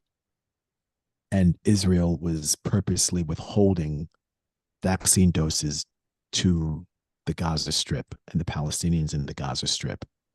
Partially because Pfizer and Moderna have plenty of labs in Israel and they make money off that. Nothing like crony healthcare over there as well. So correct. Let's take a look at Article 62, please. I think I have that ready. I have 76 Wonderful. ready. Hold on. Let me go back. You said which one? 62. 62. It's above 63. There you go. There it is. Well done, Reef. Yep. Individual relief. Think about this in the context of aid that's not being delivered to people who need it the most. Right. Which is honestly why I've been questioning this whole time in terms of what Biden is saying, and I think a lot of that is what the queen in that TikTok was saying, they had to change the narrative in terms of Palestine because they saw the government is seeing, the overwhelming, I would argue the overwhelming support, in terms of how people feel towards Palestine, which honestly, I think has been interesting to kind of see that evolution. I think really within the last 3 years in particular, I would argue, again, George Floyd probably kind of kicked off in a way of what we're kind of seeing now, because people have been able to get more educated and a little more in the know in terms of the true reasons behind that conflict. Well, people have been talking about Palestine forever, but I think, I think people have been doing a lot better and kind of putting 2 and 2 together since. I think especially within the last few years that, but, you can't say now, it's hard to kind of be, as much as they're going to try, it's hard for people to say, we have to support Israel because Hamas is this, but then people like throwing that back and basically being like, no, it's not a question of Hamas per se. It's a question of what have you been doing to the Palestinians for the last almost 8 5 decades. to 8 decades, yeah. And I would argue longer than that, that you haven't spoken to. So what's how we are going to account for the responsibility that us and the British government, the West has in their hand in, determining the fate of an indigenous group in the Middle East. So, yeah. Agreed.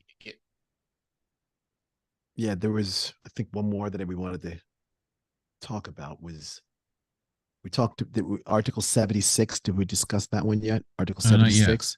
We're about to. Was the treatment of detainees. Self-explanatory. If you have detainees, war crime, not good. Mm-hmm.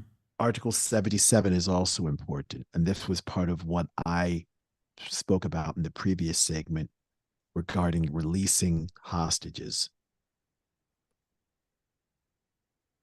Hand the people over. There's a bunch more articles that I sent in the comments. They have been doing, by the way. I know, but yeah. There's guys, and I guess to all our viewers here, this is there's a lot wrong with all of this. There's a lot wrong with all of this. I'm going to do my best to not both sides of this. I'm going to do my best to not water this down or sanitize it.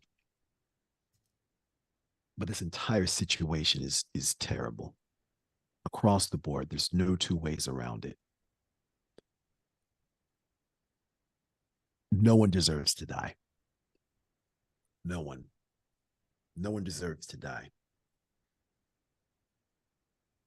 And the fact that we have governments around the world that are willing to support this is a huge problem.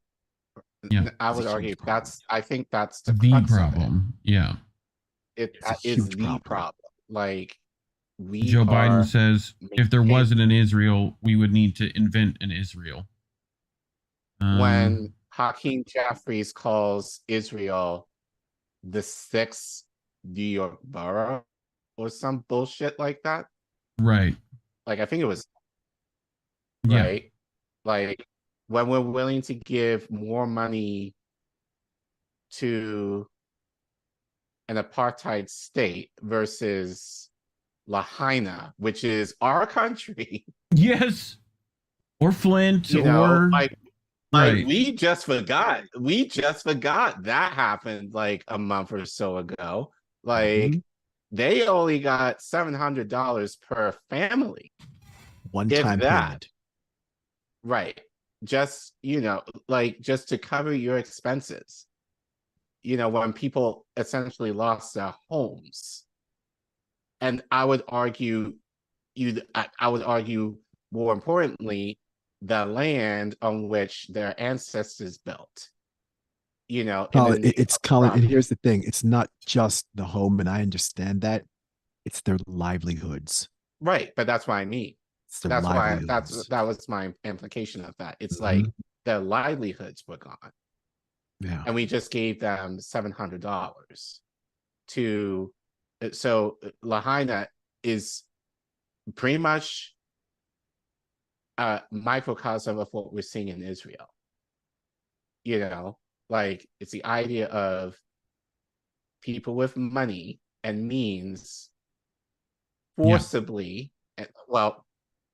say what you want, but Paso was here a few weeks ago and spoke about this, forcibly taking over land, property, you name it, for themselves, to the detriment of the local people who have lived there. Well, it feels like they've given Israel qualified immunity, essentially. It's right, and that's they tell you, well, do you condone the violence against cops, and I'm like, well, it becomes a flight or flight situation when the guy's going to tase you, then shoot you, and then, you know, beat you to death again after that. You know, like, I don't know if I'm completely safe in the hands of IDF trained police, let alone, you know, someone with a darker complexion, you know? So I mean, well, I'll say this.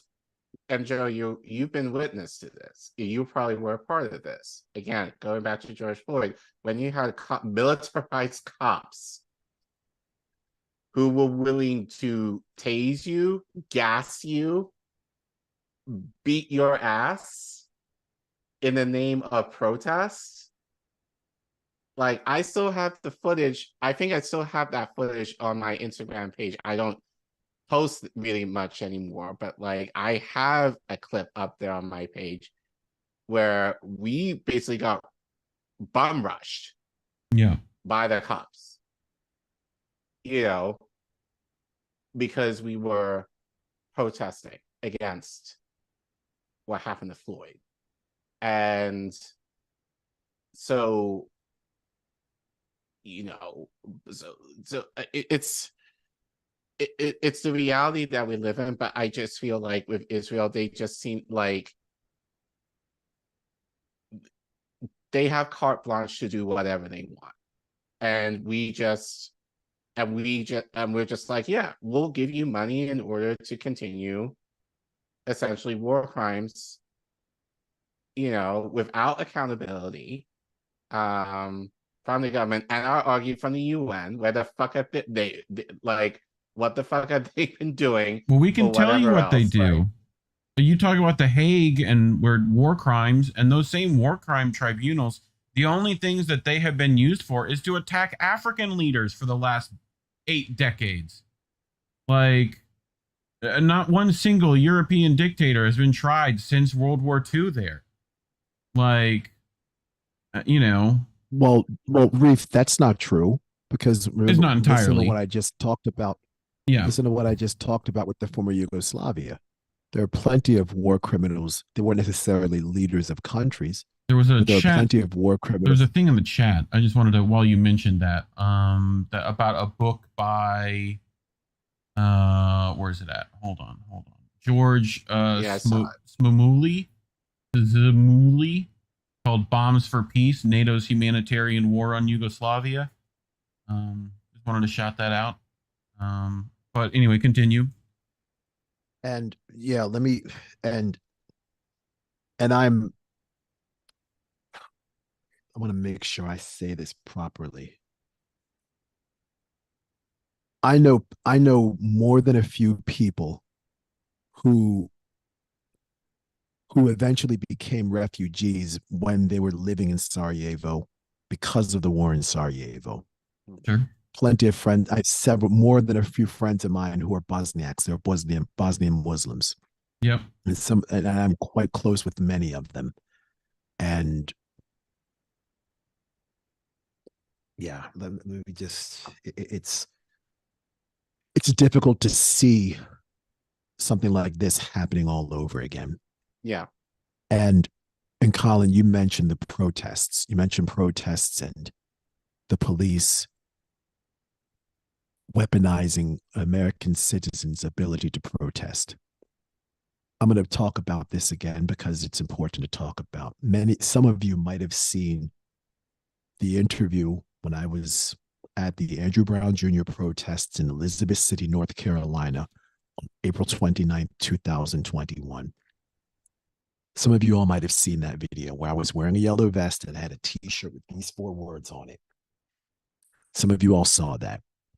And of course, the legend, our dear brother and friend and comrade, John Farina, was there. He was filming everything.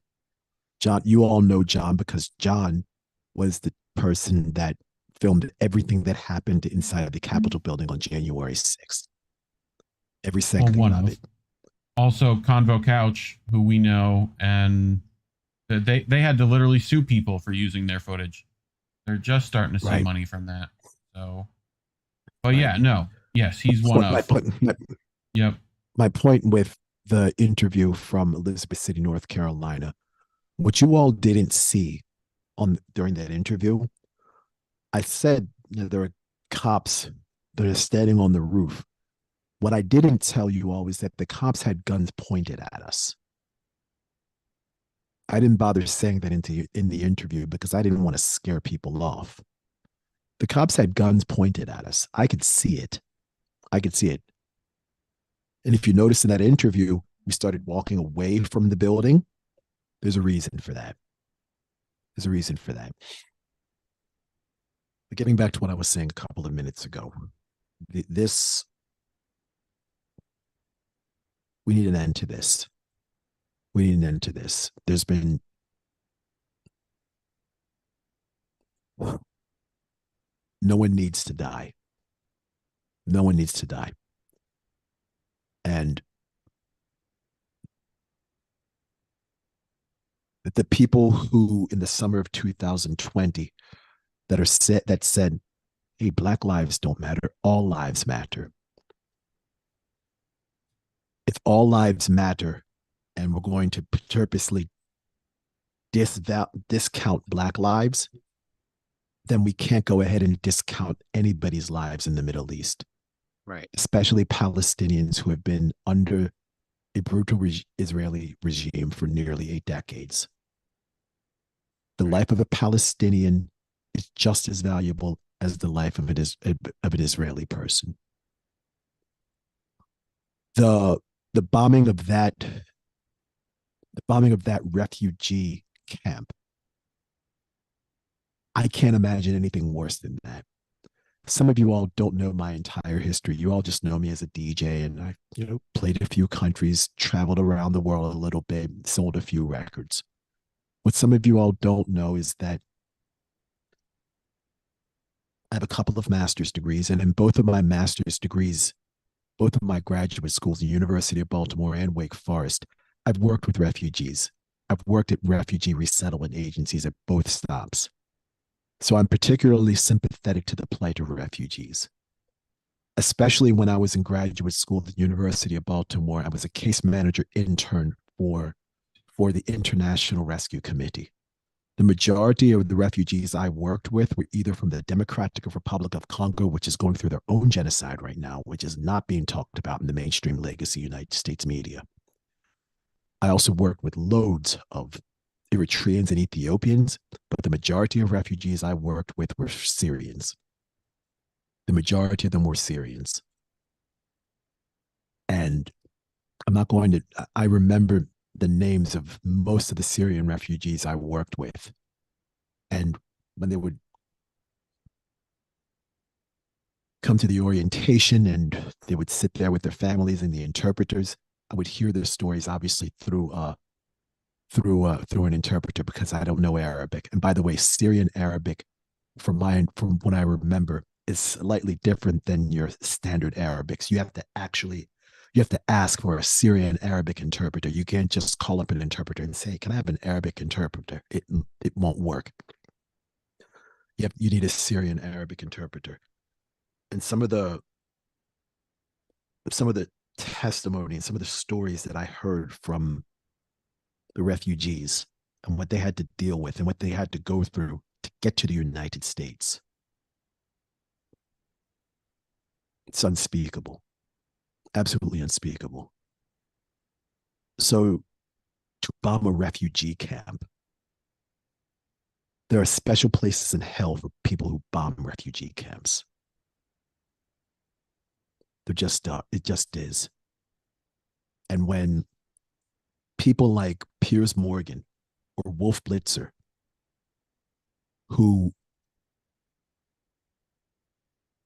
works for CNN and has loads of connections was an editor of an APAC newsletter, if I'm not mistaken.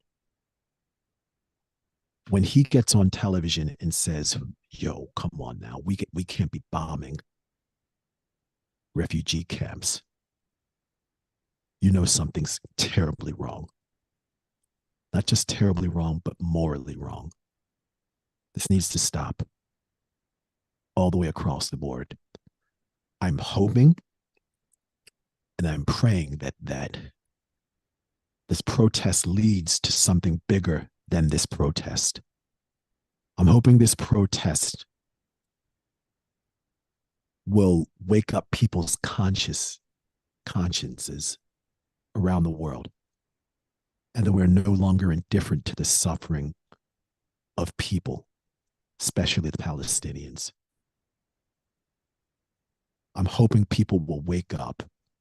I'm hoping people, in the words of Bob Marley, will get up and stand up.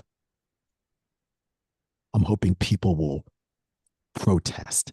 And I don't want this to just be a weekend thing and we forget about it on Monday. Right. I'm tired of that. I'm tired of boutique activism. Yeah. I'm tired of it. I understand the need to protest. I understand the need to communicate. I understand the need to amplify messages, especially messages from people who can't speak for themselves or people whose messages cannot be disseminated for a variety of reasons, as we've outlined earlier on tonight.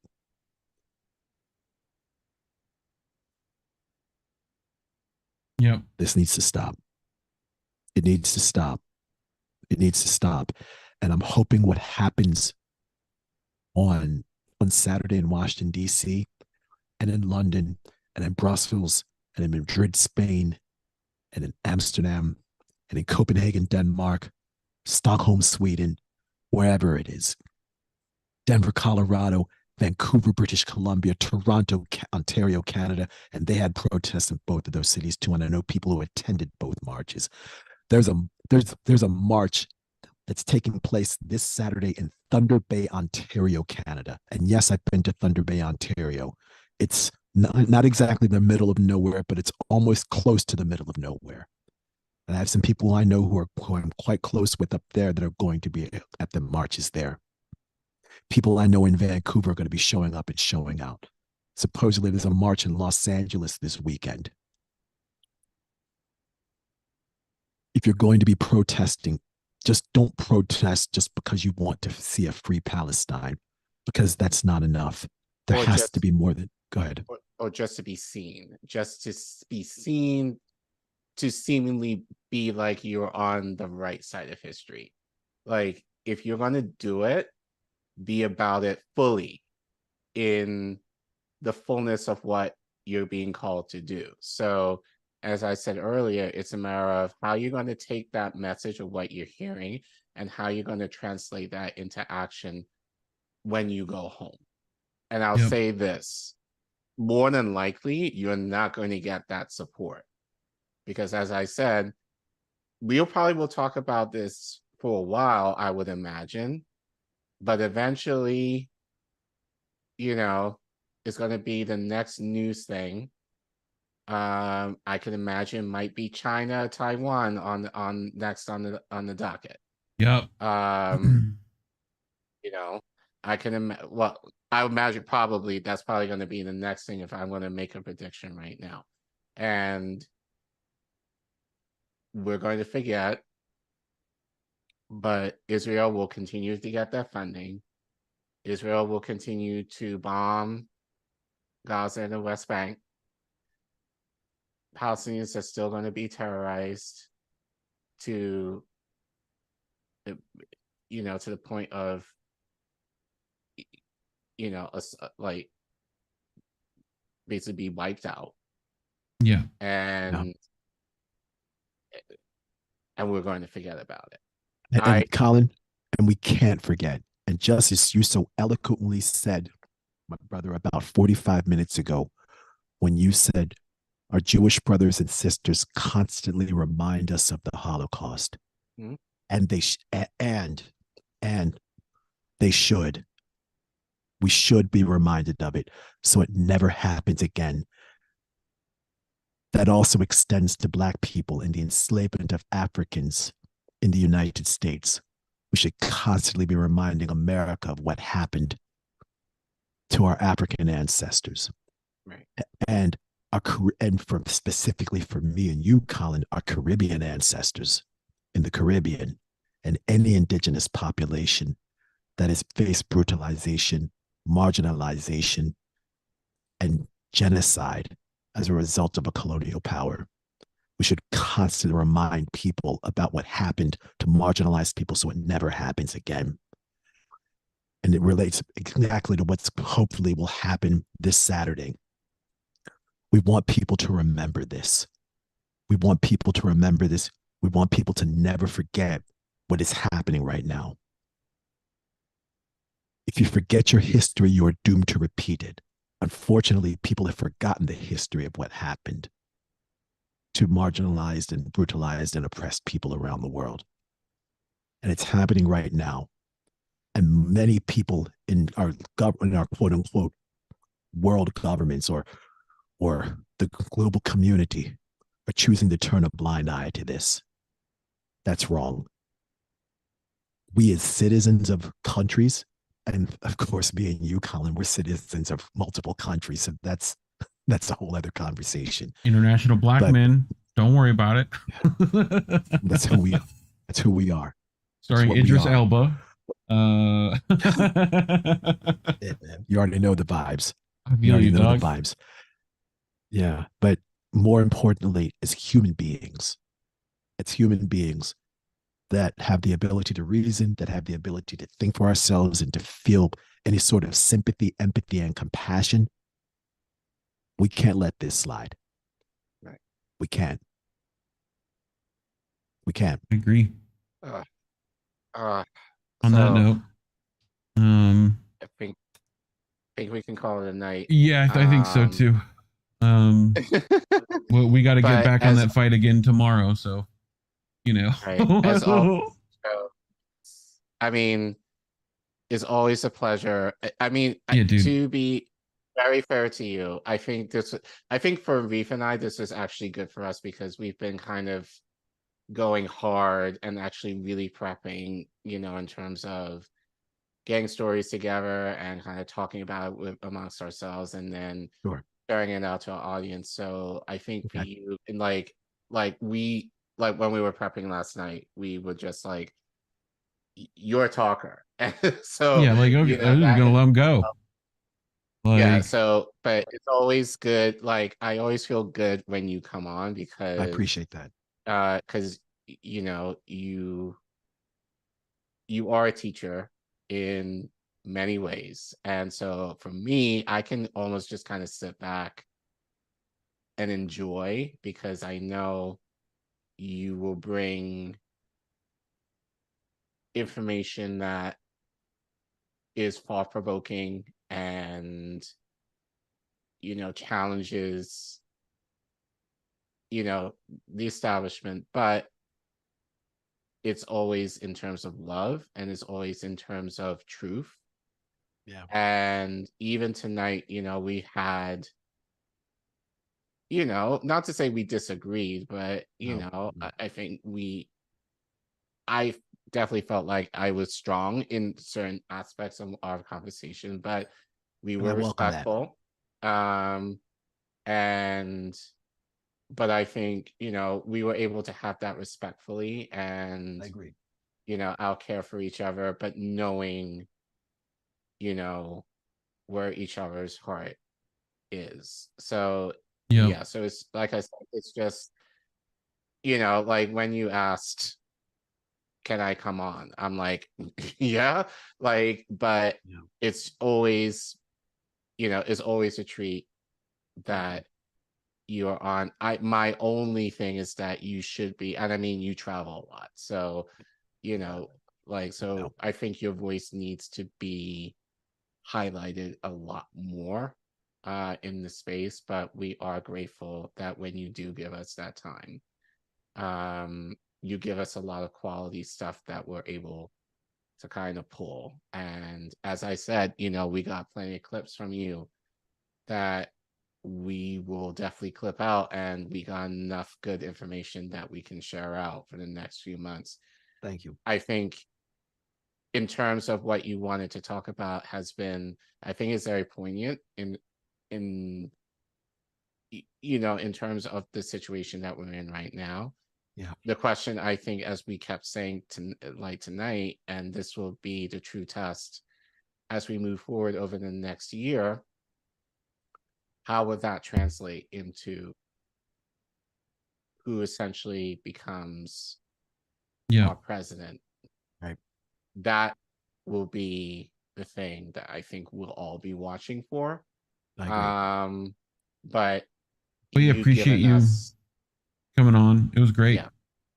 You guys. So I appreciate you guys. And next week, real quick, and just to go ahead. Real quick, guys, and just to kind of piggyback what you were saying, Collin. And first of all, I appreciate you more than you could possibly ever imagine. It's I know we're both busy people. You're teaching, I'm traveling a lot, but there's a brotherhood and a kindred spirit between us.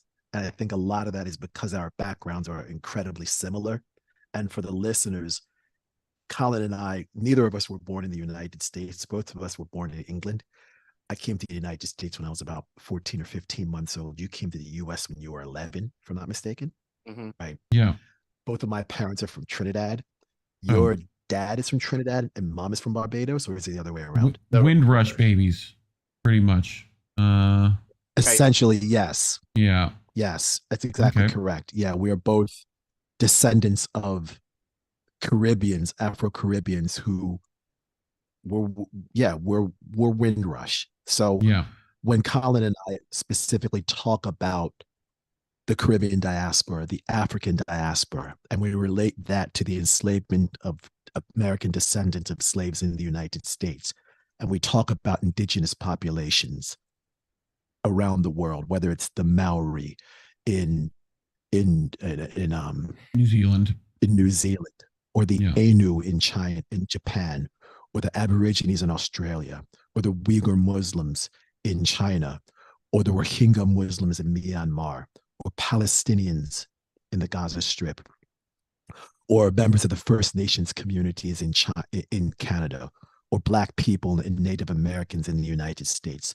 There's a perspective that we have as a result of our heritage and our histories and our backgrounds that, quite frankly, no one else in independent media has.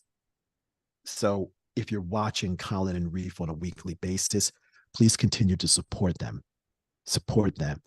because this is these conversations, this sort of dialogue, this sort of discourse is incredibly important, especially in an age where narratives are being pushed and we're seeing more propaganda. And I don't think people understand how propaganda works.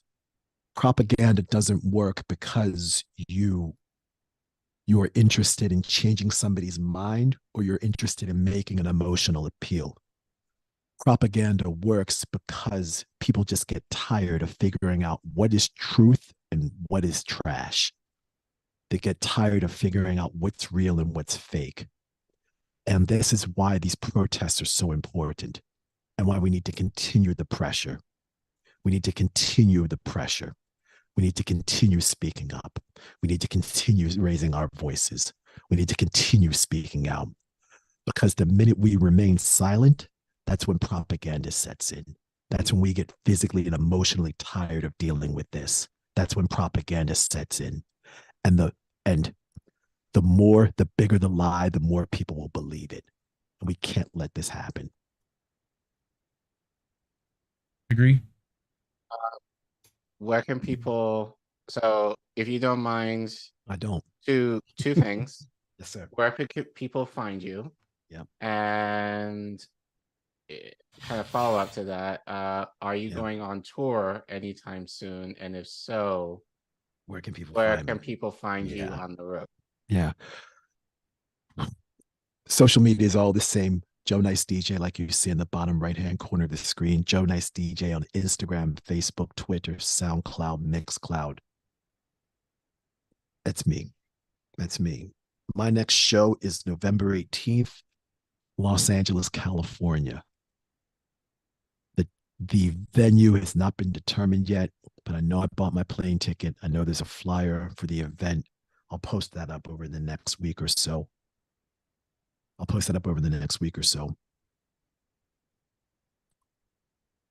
I love playing music.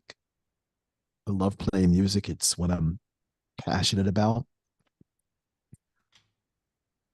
But I find it more and more difficult to entertain people when we're in the middle of an existential crisis. We're dealing with an existential crisis. We're dealing with an ecological crisis. We're dealing with a biological crisis because COVID is eventually going to come back. We're dealing with a potential financial crisis if we're not already in one now. And we're dealing with the human catastrophes around the world. And we have people in government that aren't willing to address any of these crises that we're dealing with right now. I'm finding it more and more difficult to travel around and play shows, knowing that all of this happening all over the world is going on right now. But it's my job, and I'm going to continue to do it the best I can. And I understand that liberation comes from creation. And that's why the arts are so important, because the arts typically come from a people who understand culture and they understand counterculture. Mm-hmm. Typically, most people involved in the arts are anti-capitalist. There's, especially as a DJ, there's the best DJs, and I've said this before in some of the DJ classes that I've taught, and I'm going to be teaching a DJing seminar around the corner at the University of North Carolina in the next couple of weeks. We might even videotape it, we'll see. But I've said that the best DJs give the people what they want before they know they need it. The best DJs give the people what they want before they know they need it. And in order to do that, you have to tap into something in the crowd, and you have to have some sort of understanding with people. You have to empathize, sympathize. In the words of Michael Jackson, we have to rock with you all night. And that rock with you isn't necessarily just laying in bed together. You have to rock with somebody. You have to feel somebody. Do you see what I'm getting?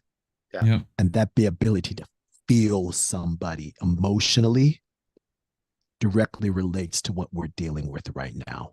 And you can't it directly stop relates to what's happening till you get enough. Don't stop till you get enough. One last thing.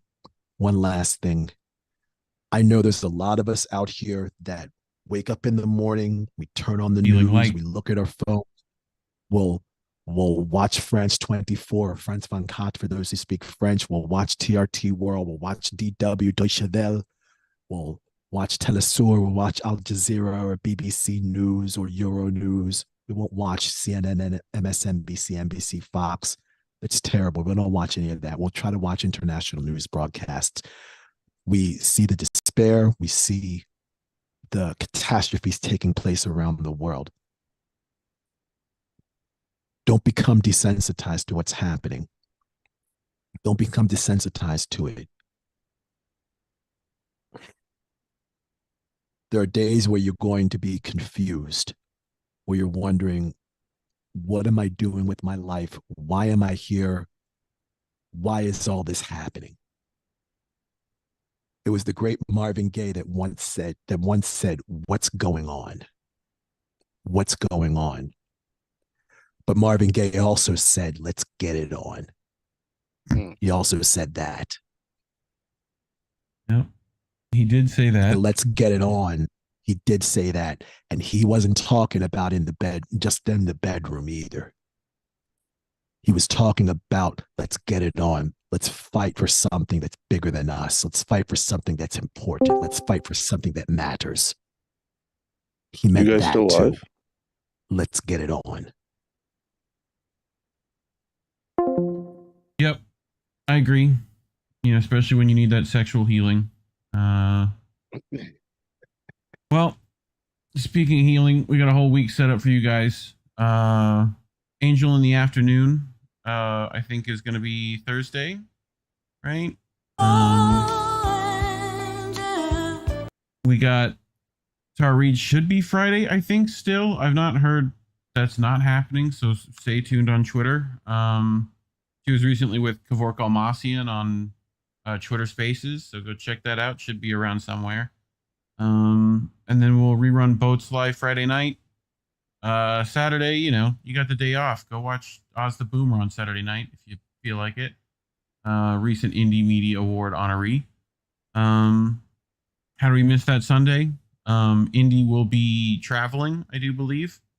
Yes, so I think we're running a best of.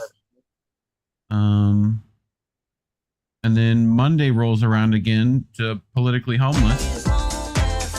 So, you know, check that out.